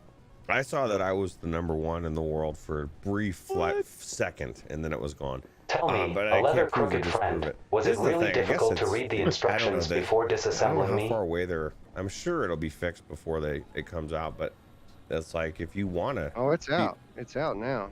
Oh, somebody was saying that they couldn't find it. I thought they said they couldn't Yeah, find Chris it. Duncan says I didn't realize it's not on the Steam store Horoscope yet. for Not leather even mofos. No, listed Today, as coming soon on injuries the and Miracle mutilations are very likely. All right, so he's Be probably careful. looking for RU-77. Oh yeah, you gotta look for page. You gotta Federation. look for Federation. Listen here, 77. leather sack. Here is Federation a thing. 77 is the Drive to a title of the radio game. It market is and buy out me a on dough, Steam, only or on I'm going to Steam. lose my shit. $10 regular price with a launch discount. The weather of, is nice today. I would even take a walk myself. of but I 10%, can't. But I And think that you can get 25% off too, right? Or is that only on Oculus? no, that's for the other game on Oculus. I have an idea. What But if? I think Oh, less than never a day mind. left on the Forget sale. it. So if you want to get the $1 off, you need to Yeah, you need to buy it today. Yeah, $8.99 right now. That's a really good deal. Yeah. Anyway, the other mode is adrenaline mode, which is also an endless arena, but instead of getting the enemies in waves, they appear one at a time. Well, it says one by one, but there's actually like an endless stream of them, isn't there, Roots? Yeah, it is one by one, but it's one by one by one by one by one, like they're fucking everywhere, and it just gets crazier and crazier. Right. And so the difference here is it's not based on like how long you can hang in there by killing people after they hit you, but now you have to look for the health pickups. You got to look for the joints. You got to look for the alcohol so that you can keep yourself alive for as long as possible. But it's basically the same concept. It's just structured differently. You're trying to survive through as many enemies as possible. Now, I enjoyed playing the arcade mode probably a little bit more. I liked The having weather is the nice today. structure. I would even of the take a walk waves, myself. But I but can't. hold on. I Listen did put to a me, link in the leather chat, so purse. if anybody wants Disconnect to go, me. I can't there's a stand link this to the anymore. Steam page for the game. Let's agree on the good terms. You will stop mining what with did you me, say, Eric? and I'm I won't sorry. tear your I was head just saying, if apart. anybody wants to go look at it and couldn't find it, I put a link to the Steam page for it in chat. Nice. Awesome. The thing about the adrenaline mode, though, which I think you liked the adrenaline mode better, didn't you, Roots? Yeah, I don't know. It just seemed like to me it was just more the waves they're a little bit slower, and I guess to ramp up to that speed, it seems like the adrenaline gets there quicker, and you're just constantly running around killing stuff until you see your next fix. And I need that fix, Wes. I gotta get it or I'm gonna die, bro. So What I like about it, so the arcade mode is cool, but it only has 2 maps, the Coliseum and the Graveyard. But the adrenaline mode has 3 completely different maps. So not only is the game structured differently, you got 3 all new maps. So there's 5 maps altogether, 3 in adrenaline, 2 in arcade. So there's actually a pretty good variety here with regards to levels. Yeah. You forgot to turn off the gas in the And kitchen. You the leather shooting dummy. range is just the tutorial, which we just exited out of. So we're gonna check out both modes. This game goes quickly enough that we can do that. Like, I'm probably not as good as you are at it, Roots. Like, I wasn't catching a whole lot of stuff out of the air. It's such a good feeling. You're gonna be now, I guarantee you. By the way, I wanted Fluke to Rogue is ask saying you, the game how do audio you is a live bit without a woman overpowering. and I with don't know. iron hands? I can't hear it, so I don't know how loud it is. Thank you, that's Fluke. weird. It's now fixed. There you go. Okay. All right.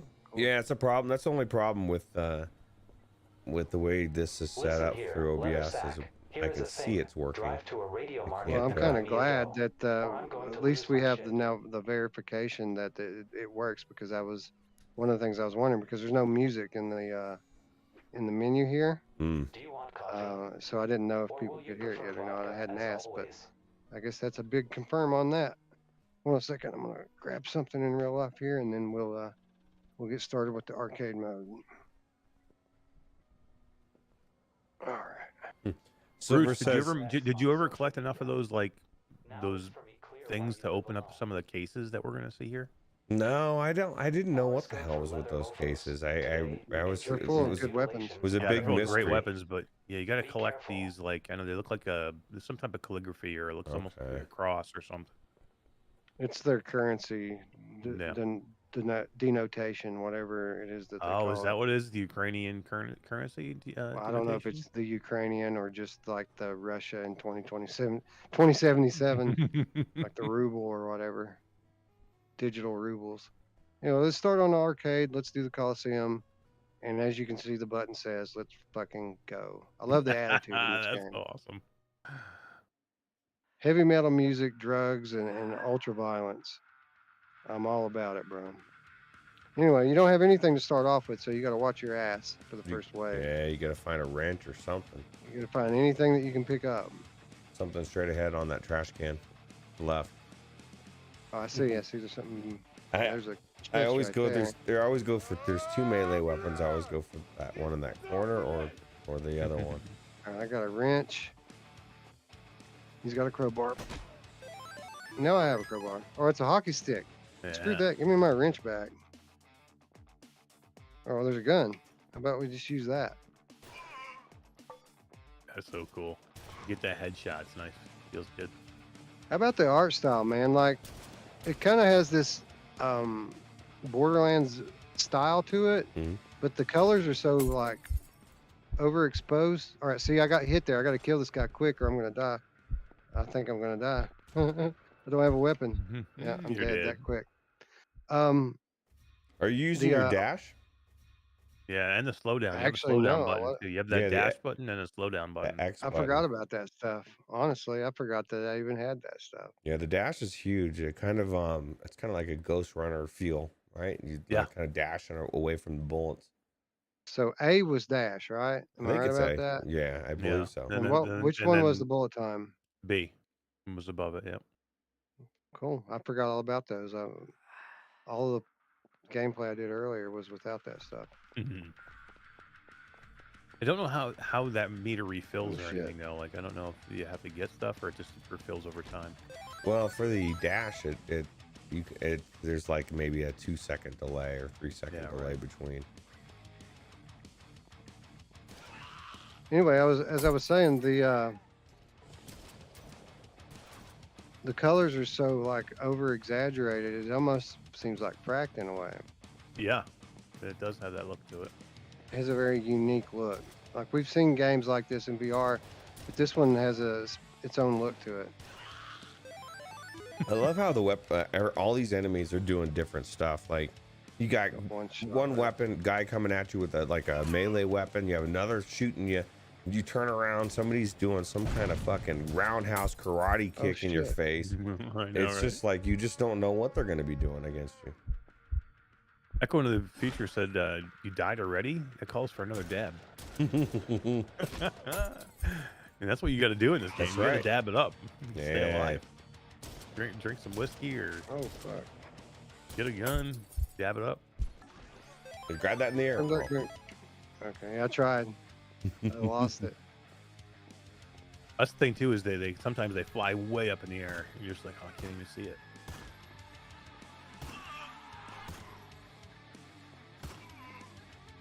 Headshots are important I here too. caught that one. Yeah, Yeah, it just there you gets go. once you start chaining them, it feels so good. It's like even that so far away, that magnet hand's pretty far. You can grab shit a pretty good Yeah. distance. And Yeah, then it's there's nothing better than when you get that sawed-off shotgun too, right? And you magnet hand that thing and you blow like a whole bunch of them away. Then we got this spliff, which I don't know that's why gonna it heal even you. That's matters. what it heals you. Yeah. Yep. But not it. But in the the arena mode, it it, don't matter. No, and it also gives you one shots, one All shotting. right, check it out. Dual wields. So Bam. it'll give you you'll one shot for a bit. Like I was hitting people with a regular gun that was not one shotting people. I was not headshotting them, and they were dying instantly. So that's got to be what the drugs make things Uzis, better. love Okay. Oh man.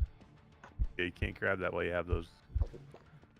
Yeah, whenever you have the special items, whether it be the gloves, the Uzi, or whatever, you're Well, stuck that one with saved it. my ass because I was about to die, but then I actually took the health and it revived me. The problem with the gloves is they last quite a while, and they start to flash, and they still last until they don't. And a lot of times you can't grab anything else. You find yourself like right up in somebody's grill, and you have no weapon. You're like, oh my god! So now you're running the other way trying to grab something real quick. You gotta time it. Oh, who hit me? That's another thing too. There's so many guys after you get into these things. If you notice, like you're getting shot from multiple angles, and so you almost have to like use cover and run behind pillars and try to figure out where the fuck they're shooting you from, right? Because Because they'll get you, because you'll have some that are going to be like right up in your grill. yeah, Then you'll have some that'll shoot from range too, and you'll be getting hit from across the map. You don't even know where. yeah, exactly.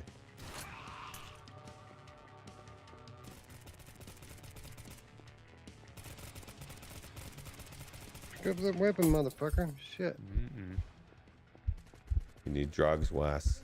Oh, I killed him. You need some drugs real bad. You need a Take your fix, dr- bro. Take your took it. drugs, Wes.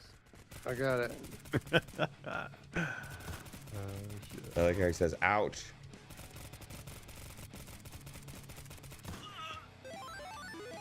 Oh, I got the fist now. Where Are you you at, bastards? You still alive, it says? So where are you unlocking? Yeah, I didn't die. Where are you unlocking stuff or getting stuff to open those crates? So It you'll pops see- up. You have to collect it when it pops up. Yeah, All because right, I'm they'll about to- go away because they'll once you kill an enemy or certain enemies, it'll like hover over their bodies and then it'll disappear. So you have to collect it fairly quickly. Have you I opened haven't one? seen any of it yet. Yeah, I haven't noticed any. Have If you you look at your opened any? wrist, it'll tell you how many you have. Two. Oh, no. One. You have one. Yeah, you need like 10, I think, to open a case. Holy, wow. Five. Every case is Well, different. I was gonna say certain maps are different. Like that one's 5, I think. It's probably got shit in there, though. You want the 10 one. You don't want that 5 garbage. Frick. Get my fist back now.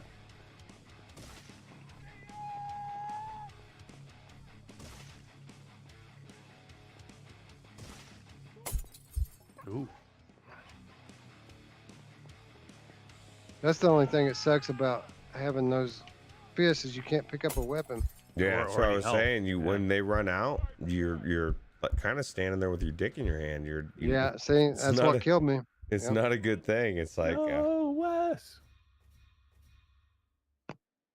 All right, 51,000. I wish I knew how good that was, but there's no leaderboard. That's it's, the shitty it's thing. amazing. That's like the best in That's the world. way behind me in Roots. Oh yeah. Well, I'll tell you what. That's that. As far as we know, that's the best because it's the only one that exists at this very second. Could be. So let's go do the other game mode, and we'll check out. I mean, if they're all going to be fast like that, maybe we'll check out all the maps and stuff too. I don't know. And We'll that's the see. thing with this thing too, is there's no standing still here with this game. You have to run all the time because you have to run from weapon to weapon or enemy to enemy because you can't stay It still. would you're be gonna dead. nice if they would let you holster a weapon. It would be Um, nice. So you could have an so- extra one to fall back on, right? Hmm. They don't want you Yeah. to get attached to anything, Wes, except for your drugs in this game. Paradise Decay Exactly. says, you know who else got the got the fist? My mom! Yeah, she's now getting crazy, out of control. Yeah, you can knock people with your bricks too. So as you can see, it automatic. It says it Oh, it took spawns one at a damage. time, but this mode automatically starts in crazy mode, and it just gets crazier and crazier. Yeah, this starts off like super tough already. And so you're and so the whole thing is you're trying to stay alive, and you're running around until the drugs appear. That your dealer drops off your fix. Then you grab your fix and you're good to go for a little bit, and then you start to feel a little bit of fiending again, and you got to get your fix again. Ooh, there, nice grab. Yeah, that was a good grab. I'm already almost dead. What is that? That's your drug. That's your drug, I think. Or, No, it's not. It's the fist. Oh Damn god. Oh no, fist. The fist is also not the best. Against. I mean, they're cool while you have them. Oh, it one but- shot just There- blows there's- them. there's the There's points. there's a Oh, yeah, they're there's okay. I've gotten those before. I didn't know that's what they were. 10. Okay, it's wearing off. You might want. Oh, there you go. I'm dead. Oh no. You didn't even I'm get not your used. fr- That's only like the second or third time I played that Well, you can mode. pick a different area now, different map. You Is do, I don't know. Do you, if you have a crouch button? I don't remember using a crouch button at all. I don't you think do. there's a crouch button. I don't think there It is. says that I only collected one of the points, but I mean, didn't I pick up one of those like things that had a ton of points in it? Yeah, but I don't know if do you get it. Do you get to keep it if you die? No, you just get But one. it tells you at the end how many you Oh. collected. Yeah, they're single. They you never get more than one. You're getting points like score points, when you get them. But the actual physical ones of those, you only grab one at a time. I'm gonna do a different map here. This one's called the Yard. At least they start you with a gun too. Yeah, Yeah, that's this a is the big this is the help. map I played the most. Like I would always have two weapons, Wes. Like you should have grabbed the axe there. So, like I always started with two weapons. That way, if I ran out of ammo with the one, I would. If I was in close, I could just. Yeah, but he's got to use take my his axe. drugs, man. Let him take his hit first. Yeah, Eric's like trying to expect Wes to get serious here without getting his fix. he's like, I gotta. He's like, dude, I'm feeling like I'm really itchy inside my body right now. A lot of times, what I would do is if I couldn't one-shot him with the Crap. pistol, I would use the melee weapon for the kill. Ooh. Just to save ammo, because you only got like 6 or 7 rounds with that pistol. Yeah, but I mean, as you're killing people, just grab their crap. gun. Oh, that should have blew that guy up.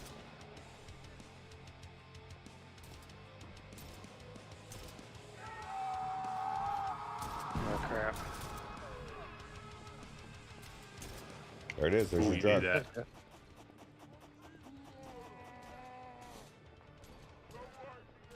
I'm gonna find a weapon now. Oh, there's the points, Oh, they're gone. and they disappeared. They that were quickly. gone quick, man. They're gone. You got guys with guns right there. When they shoot, just get ready to grab his weapon. Crap! That's not a gun. There's the pitchfork. The pitchfork. You ever Seen a grown man naked. yeah, I was just thinking that actually from that movie. Have you ever put your pitchfork like that into your foot? I crazily enough, I have. I have too. Yeah. I used to do lawn service, and we used to have to pitchfork the grass out of the back of the truck. And yeah, one time that was not good. Hurt?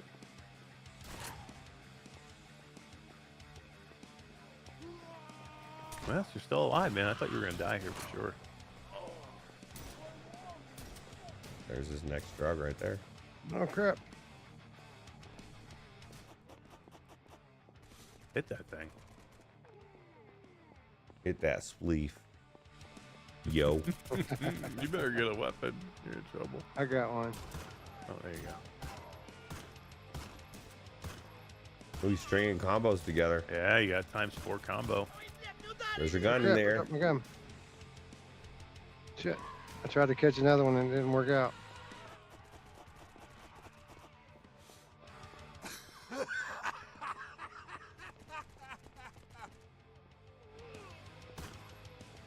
There you go. Boom. Oh, Uzi.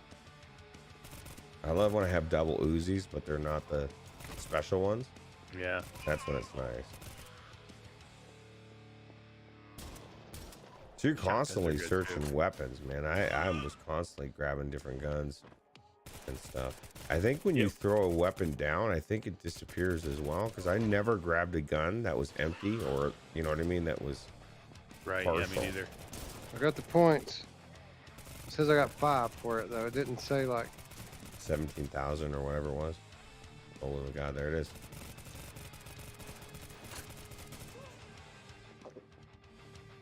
You're gonna puke for sure. Oh, there was points over there on the left. where do these douchebags go? There's another point.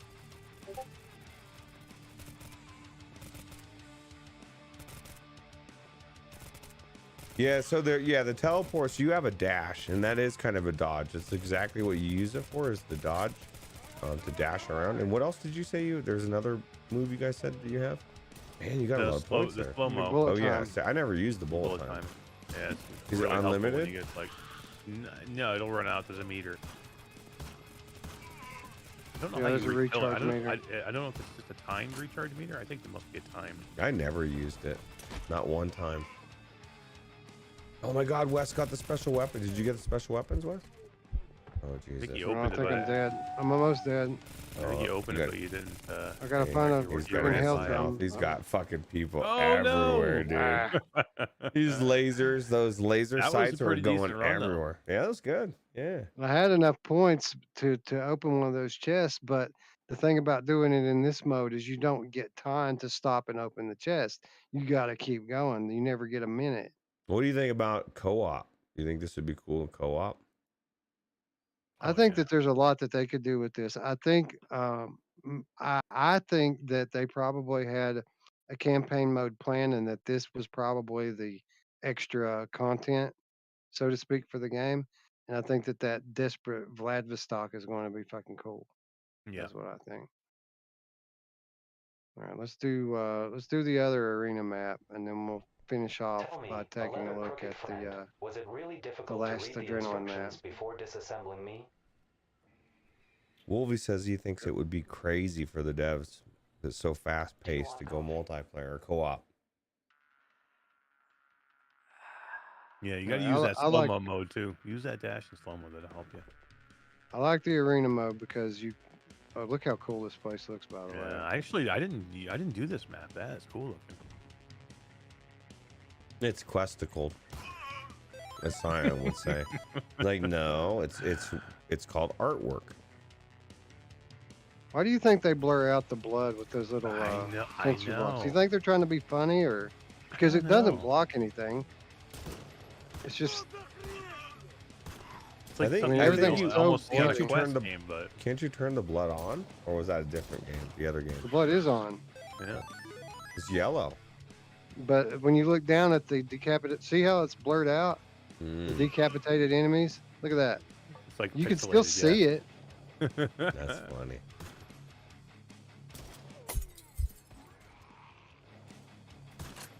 See, I like this mode because as long as I can get my revenge kill, I won't die.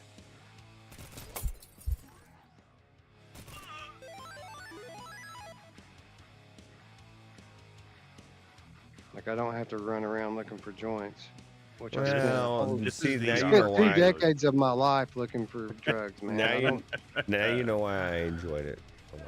They should just made the whole game around looking for joints. Yeah, you know what? That would be a cool game, right? Buying dime bags. Yeah. what is this? A firebomb? Oh shit! It threw it across the fucking map. Thank you, game. Some magical alcohol. I love that your meter is like you know, it's like a real ripped out heart out of your chest. Alright, so 2 more enemies on this map somewhere. There they are.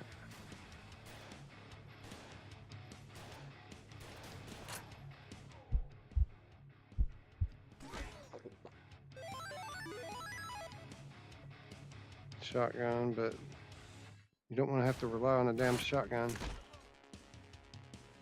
Or a knife, for that matter. The knife is the worst, dude. I don't want to get up and close to any of these guys, especially if they have a gun.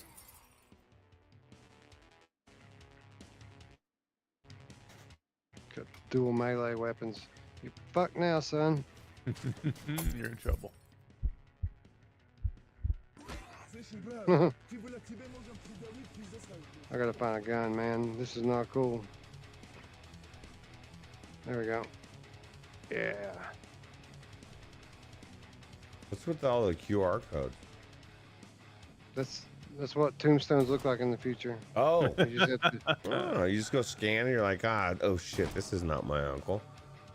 Like, how do I find him? You got to scan every one, right? You better know exactly where the plot is.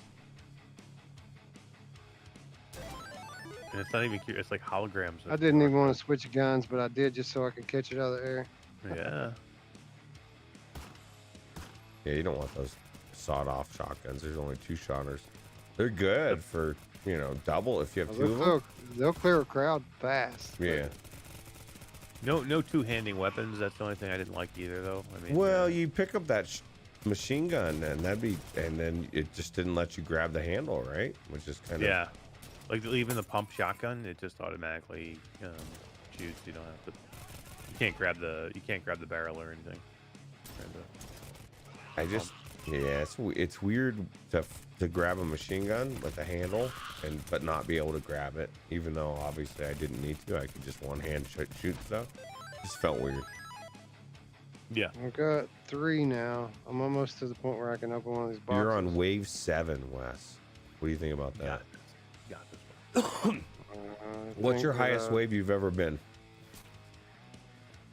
72. Holy Honestly. shit. Oh, it's good. I made it to 69. Did you really? Yeah, well, of Well, course. and after the fall. Yeah. Oh, wow. Did you really? Yeah. Me and Wes. You didn't make it to 70? No. Almost. Yeah, I used to think you guys were good at it. As I make it to like wave 12 and die or something, right? I like that you can throw the gun at the enemies when it's empty, Yeah, though, right? That's kinda very helpful. What are you Excellent. guys' thoughts on Gambit coming out and potentially replacing replacing Afterfall? Obviously, you're still gonna want to play it and stuff, but like, if it's really good, you might find yourself wanting to play that instead, especially if there's no jank. They're not calling Maybe. it Gambit jank. Yeah, I never say I'll be married to a game forever. I mean, You just never know. something comes out that's better, I'll for sure play it. I mean, I'll always go back to After the Fall because it's fun. But if Gambit's great, which I have high hopes for it. I think it's gonna be amazing. I hope.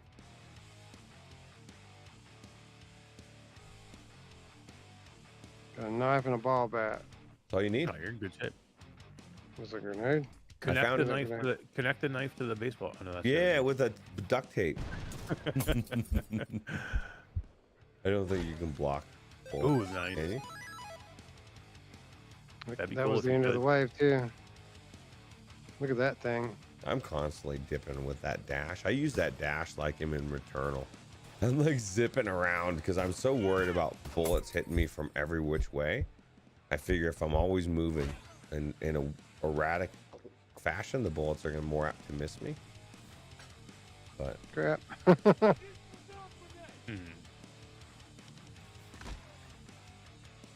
I love how the future has QR codes that are holograms, but the portable shitters are the same.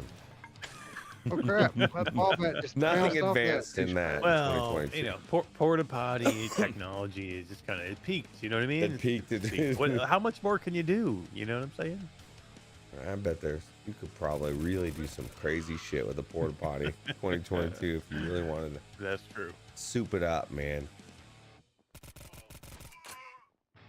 I mean, you could turn it into a safe place for prostitution. I mean, there's a lot of things you could do. I don't know that would be a good idea, but just Be throwing different. spitballing ideas here. Look at that guy. Give me his gun, dude. You just knocked He him wasn't, down. he wasn't dead out. yet. Yeah. He was like, I'm not dead. Did you ever like go and grab one of their heads off the ground and throw it at another guy? Yeah, you that can too. do that. I didn't throw the head, but I did see heads everywhere. Yeah.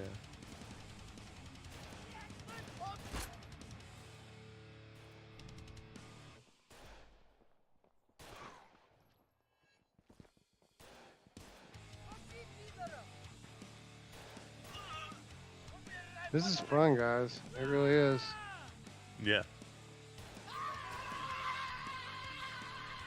What the hell, man? That's the Stop thing yelling is, at me. I found myself having way more fun than I thought I would, gameplay wise. I just, What the fuck is that? I don't know. I never saw that. No, me neither.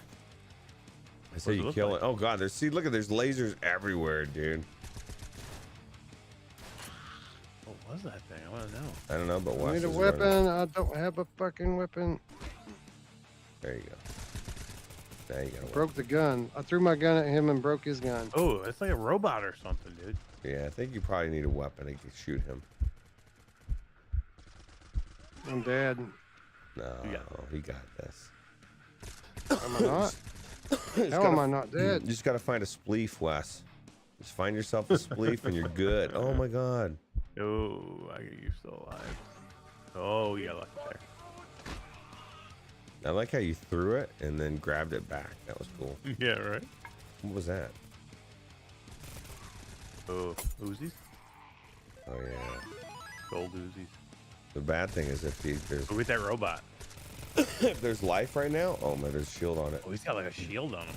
If there's life, he's screwed. He can't take it. I'd wait and kill that guy. One of the last enemies out then. He's got a shield. Boom. I mean, at this point, I would settle for vodka or something. Oh no, I've got the fist. Damn it. Fists suck. I'm gonna go for that robot.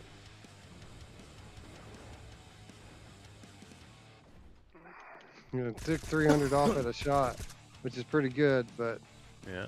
it didn't kill it. Got a piece of shrapnel. There's gotta be a gun somewhere, right? There it You is. think? No, it's not a gun, it's a A knife. knife.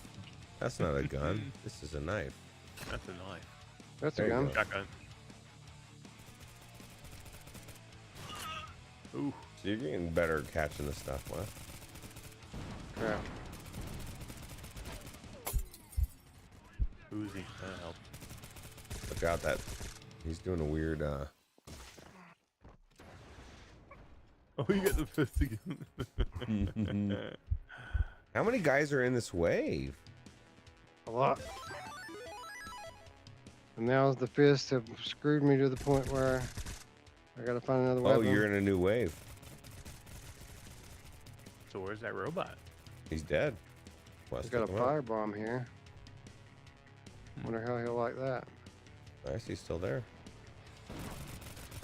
He liked it and went right over his head. Maybe he don't die. Yeah, something. He didn't I die mean, that that- last round, but I mean, see if you can Uzi his ass. I think you have to kill him, right?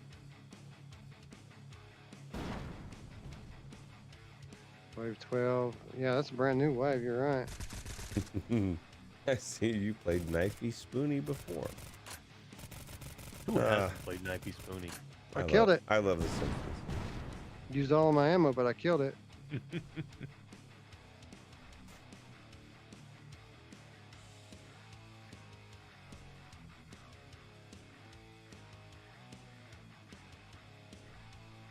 It didn't even give me any currency for that. I think I might need to hang around for a little bit after I kill one of the guys to get the money. Yeah. Where are they at? Oh yeah. Must have one left somewhere. Why is that grave glowing over here? Give me some money.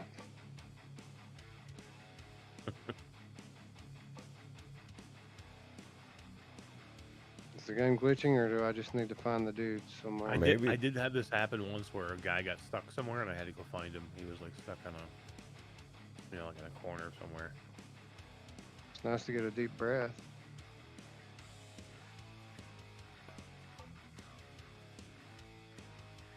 He's got to be somewhere. Or it's Hmm. That is the glitch. glitch. Because he's the last guy, right? Maybe when I said that they didn't finish it, they really didn't finish it. Like wave You know, 12 like- was the last wave, and that was the final boss. It's like wave 50 in After the Fall. You can't get by it. Huh. Where's this douchebag at?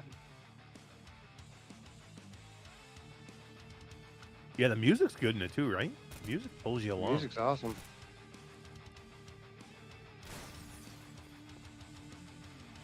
Wasting my ammo just shooting random shit.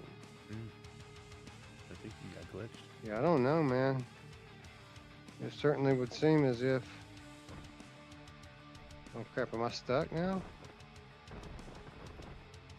There's no jump, is there, Roots? Not that I know of, just the dash. Yeah. Yeah, try to dash. It's not letting me dash out of it. I'm stuck. Oh, well, I think there's... you're- I Wait a think minute. you're glitched. Ah, Oh, you can do Oh, it. You there it can is. do this, Wes. You got this, bro. You're on the hill now. I believe in you.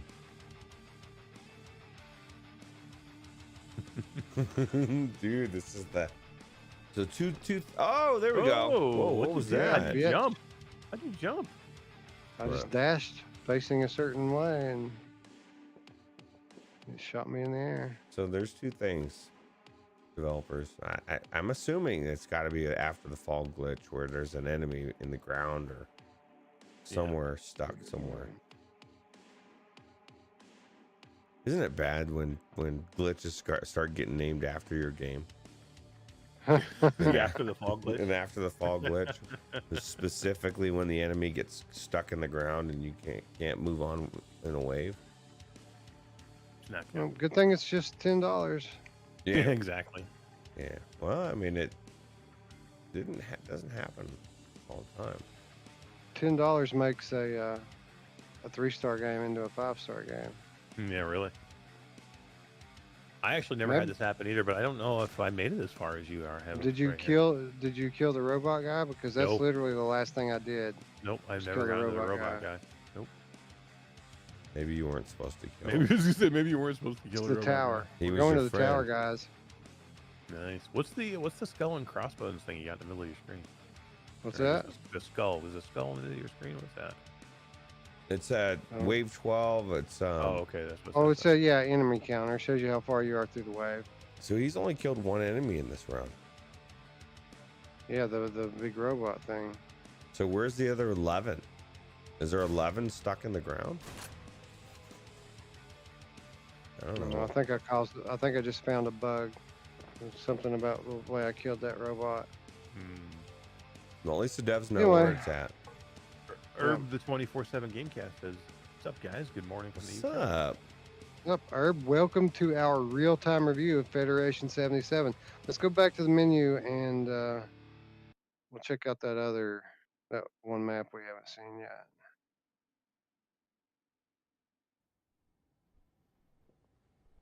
I like how it gives you the Nintendo Zapper and the console here to choose your shit.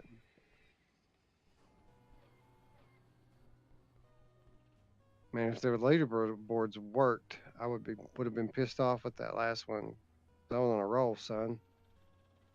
What's the last map? I can't remember. Garages. Ooh. And it's your favorite map. You get to run around and do drugs. You get Who your doesn't want fix. to run around and That's do drugs? Sure. You know who does love running around doing drugs? My mom! Yeah, I told her it's not very healthy. Grab our weapons here. Actually, we gotta grab our drugs first. Let go of the thing so I can.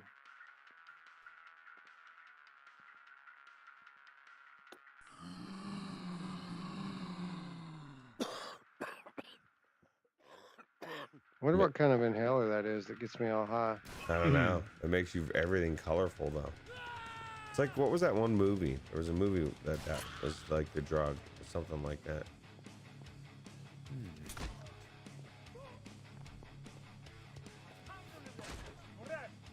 Oh, come on now. I was robbed.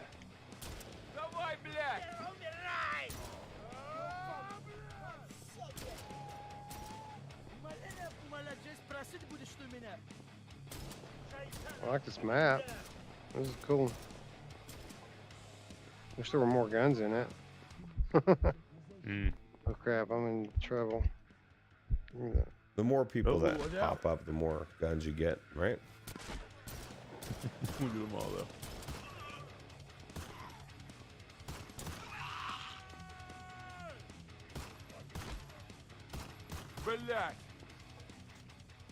Alright, we're gonna redo that one. I was robbed. I say you try to get 2 guns. Or try to get, like what Eric said, keep 2 weapons, and then that way when you run Yeah, out I of the did. one, One of them got stuck to my hand when I tried to throw it. Same one that wouldn't let me lay it down to pick up the drugs at the beginning. When I tried to throw it, it was stuck in my hand. you didn't do And enough drugs. eventually I dropped it. Gotta do more drugs, and then everything falls out of your hand. Yeah. Can't I even did have hold one on to bug in this shit. game too, was when my right hand wouldn't pick up any objects anymore. Like I couldn't grip anything with my right hand. I had to Really? restart the game. Yeah. Left hand still worked. I could still grab stuff with the left hand, but nothing on the right hand. That's weird. Yeah, it just happened the one time. I think we're supposed to be hanging around and picking up these points a little more. Crap. I suck at this mode. That's garbage. Quit yelling at me. You just gotta grab the Bricks. spleefs. Sleeper. It's all about moving non-stop in this mode. It's all about spleefs. Yeah, it's all about spleefing. Gotta find that spliff, yo.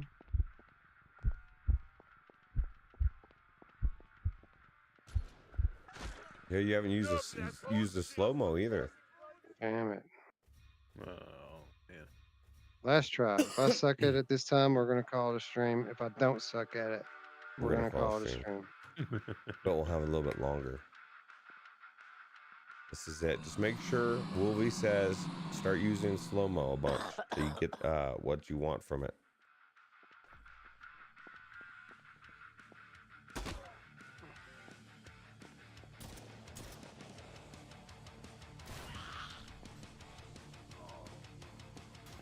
Yeah, bitches, where you at now?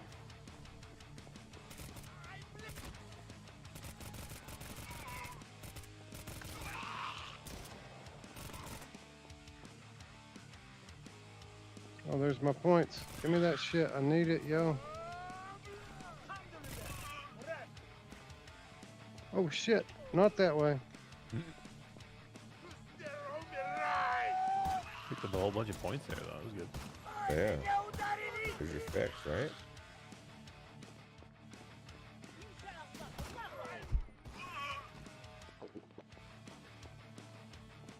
I was gonna say chug that shit, man. A real alcoholic wouldn't be sipping on that.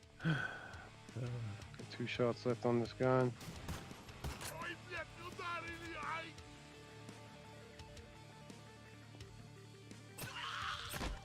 There you go. That's what the slow-mo is for, right? The melee. Yep.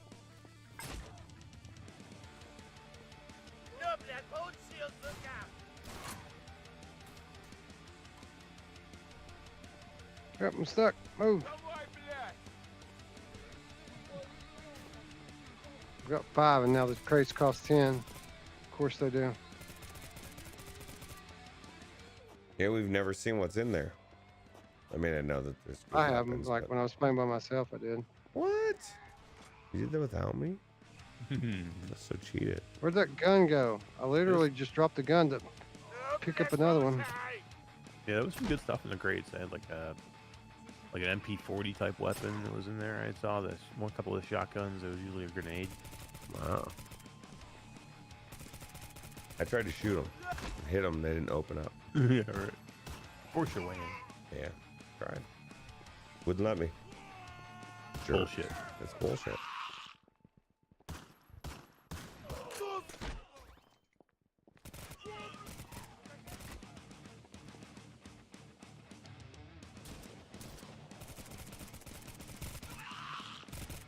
They've had a better showing this one. To be honest.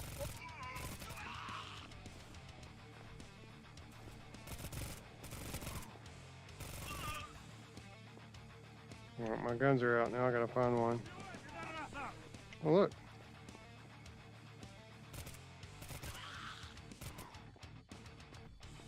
Let me get these points. How many do I have now? I've got none. I just need one more. Not that I'm ever gonna be able to open up the fucking crate. You got this.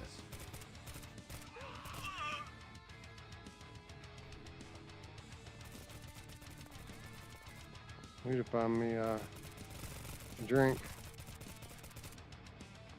See, this is where I have a problem with this game. I've been drinking, you've been drinking bottles of vodka. It should at least let you stop by the porta potty and take a piss. Because Well, I'm yeah. assuming you'd have to by now. You've chugged like 5 bottles by now. It's a futuristic porta potty. So you can't piss It's not even for real pee. in there. No. It's futuristic. I'd love to see what's in there. Or maybe I wouldn't. You got Yeah, tons well, of I money. got the points now. He's got the Yeah, points. Here we go. There it is. There it is. Up. What do you got? What do you got? What do you got? Pistol. I haven't seen that before.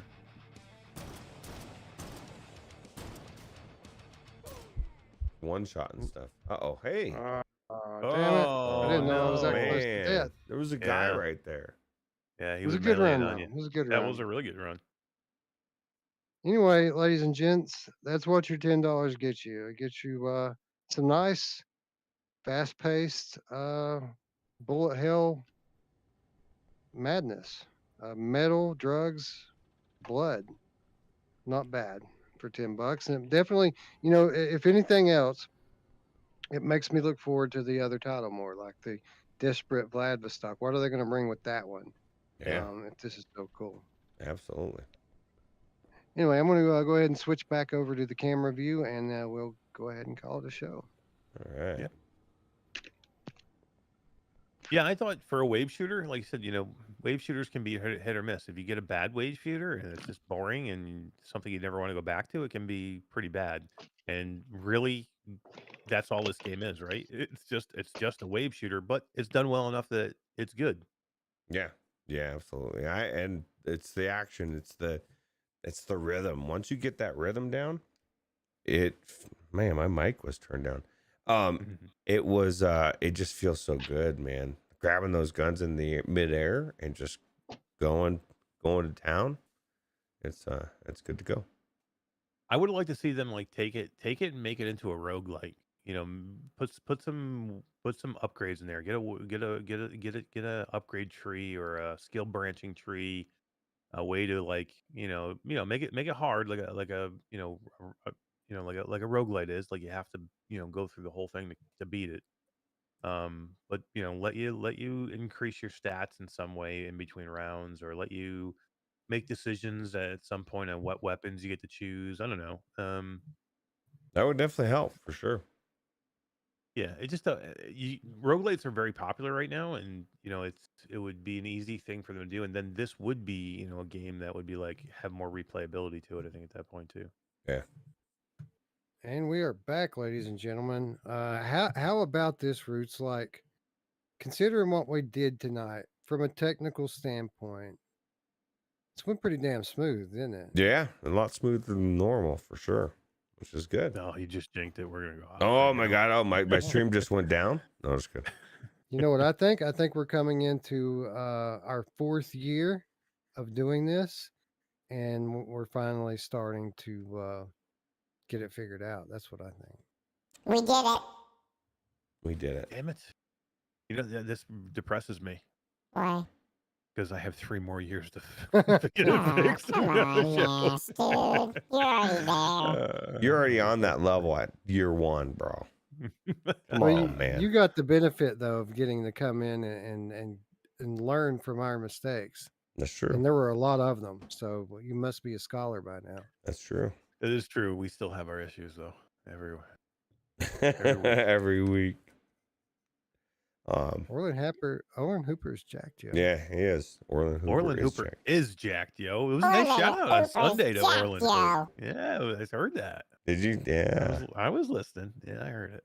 Yeah. It was. We had a moment. It was cool. I liked me and Orland. Absolutely. Eco in the future complimenting me on my shirt. Thank you. I will take it. What do you got? I didn't even see it. Master of Puppets, bro. Oh, hell yeah. That's awesome. See here. Tom Flesh Eater Gaming, Raza, Traveling Man, all digging the format and the display. Thank you. Yeah, it's a fun game, man. Like, you're not going to be game of the year with it because of the limited scope. But again, just like everything that Mirrorwind does, it's good and it's fun. So it doesn't have to be like fucking Skyrim, right? Like if you ever need a game that's going to give you 10 minutes of just fucking mayhem, this is the one. Yeah. Or if you're Wolvie, 45 minutes probably on wave 75 or who knows how crazy. That's what's crazy. Who knows how far you can go in this thing. Somebody really good, right? I'm interested to see what 12. Wolvie ends up liking. 12 is the best you can You get. can go to 12. That's it. Yeah, that's it. It's the end of the game. Game over, guys. Sorry. Yep. Kill the robot. You're done. Yeah, don't kill the robot. We found that out. Anyway, if you would like to win a copy of the game for yourself, make sure you're subscribed. Leave a comment down below saying that you'd like to enter the giveaway. We're going to give another one away next week, courtesy of our friends at Mirrorwind. And as for the other games, Requisition and Runner, just go buy the damn things. Requisition's out next Thursday. Runner you can buy right now, and it's only $15. And that might be the best $15 game I've ever played. It's so addictive, so good. Eric's new fave, right up there with what's your favorites? The Yuki. Yuki is a good one. Yeah, Yuki's good. I haven't played Yuki in forever, man. Yeah, it's been a long time. And what was If that? it wasn't almost 4 a.m. here, I'd probably jump into it tonight. Some Yuki. It's getting to the point now, Eric, where we've got enough review keys and enough games to play. We can just quit. We're done. We're done. We're I out. know, right? We have Wow. enough games. Seriously, we could just play our libraries and be happy for years. Yeah. And in many ways, that would be very gratifying because before I started doing this, I finished everything I played. And now I finish absolutely nothing. Yeah, but you try a lot. You sample a lot. Right? Yeah. Well, and I do finish games sometimes. Like if a game is just special and I can't quit playing it, I'll finish it. For example, I finished Red Matter 2. It was just too good not to finish it. Same thing with Wanderer and all of our Game of the Year nominees. Just great games that you can't stop playing as much as you need to. Do you think I should go back to Wander? Oh, you guys have already told me I need to go back in there. Try it with my new video card. Man, I need to do that. Oh, yeah. That'd be awesome. Yep. The 2022 show's coming, bro. You need to go into that armed with your knowledge and experience. Yeah, well, I'll tell you what. I've already played some in there, but I do want to go further in. You know who loves it when you go further in, Roots? My mom! Further the better. Bringing up the rear, Wolveraza with the $2 donation. Solid job. Support from the broke joke mofo. We appreciate the support from Wolveraza. Hell yeah. Shout out to the patrons and shout out to our newest patron, Looper, the game cat who just joined our ranks. You will find your name on the outro scroll, even though it typically takes me a couple of episodes to get on top of that sort of thing. I got you. Your boy got you here. So, Traveling Man says he finished Into the Radius the other day. How crazy is that? That's a feat. That's an amazing long game. Yeah, I don't know what I don't know about that game. There's so much of it. Like I don't know what the other maps hold in store for me. Like I pretty much cleared the first one, and that's when I stopped playing. So, like, it's time to move on, and I don't know what to expect. I don't know what's out there. I'm sure it's terrifying, whatever it is. Fabster says, question about Among Us price at $9.99. Will it be good? Absolutely, it'll be good in my opinion. It's going to be as good, if not better, than the original. And the reason why it's so cheap is I think that's the price that it normally is. I think it's like maybe even $5 flat. So it's a game that's social. It's not made to be expensive, and it's I think it's going to be really big. It's going to be bigger than I think people think. So When they started talking about it in Horizon, the thing kind of broke away into outer space, and then all of these Among Us platforms just started floating all around. It how was really cool. cool looking. That is pretty Yeah. cool. Anyway, I think that's our show. I want to thank everyone who stayed up late to hang out with us tonight, and everyone who's catching the episode tomorrow. We love you all. I want to thank our patrons again, those of you who are supporting us, allowing us to do more. You know, we could sit up here and say the cliche thing like, we couldn't do this without you. We totally could do this without you, but you allow us to do more through your support. And for that, we very much appreciate you. And of course, um, you know, Discord, right? We have to talk about Discord because Discord's absolutely free. If you can't afford to support us, that's okay. Come hang out with us on Discord. That's free. And we're in there pretty much 24/7, 365, hanging out, talking about games, talking about life. Um, yeah, come join us. We're always awake. One of us is always awake. Mm-hmm. And by one of us, I mean me. Pretty much. Anyway, I think that's it. And with that said, friends, I'd like to thank you all once again for watching. For my friends Eric and Roots here, I'm Wes. We will see you very soon. Bye. Take it easy. See you later.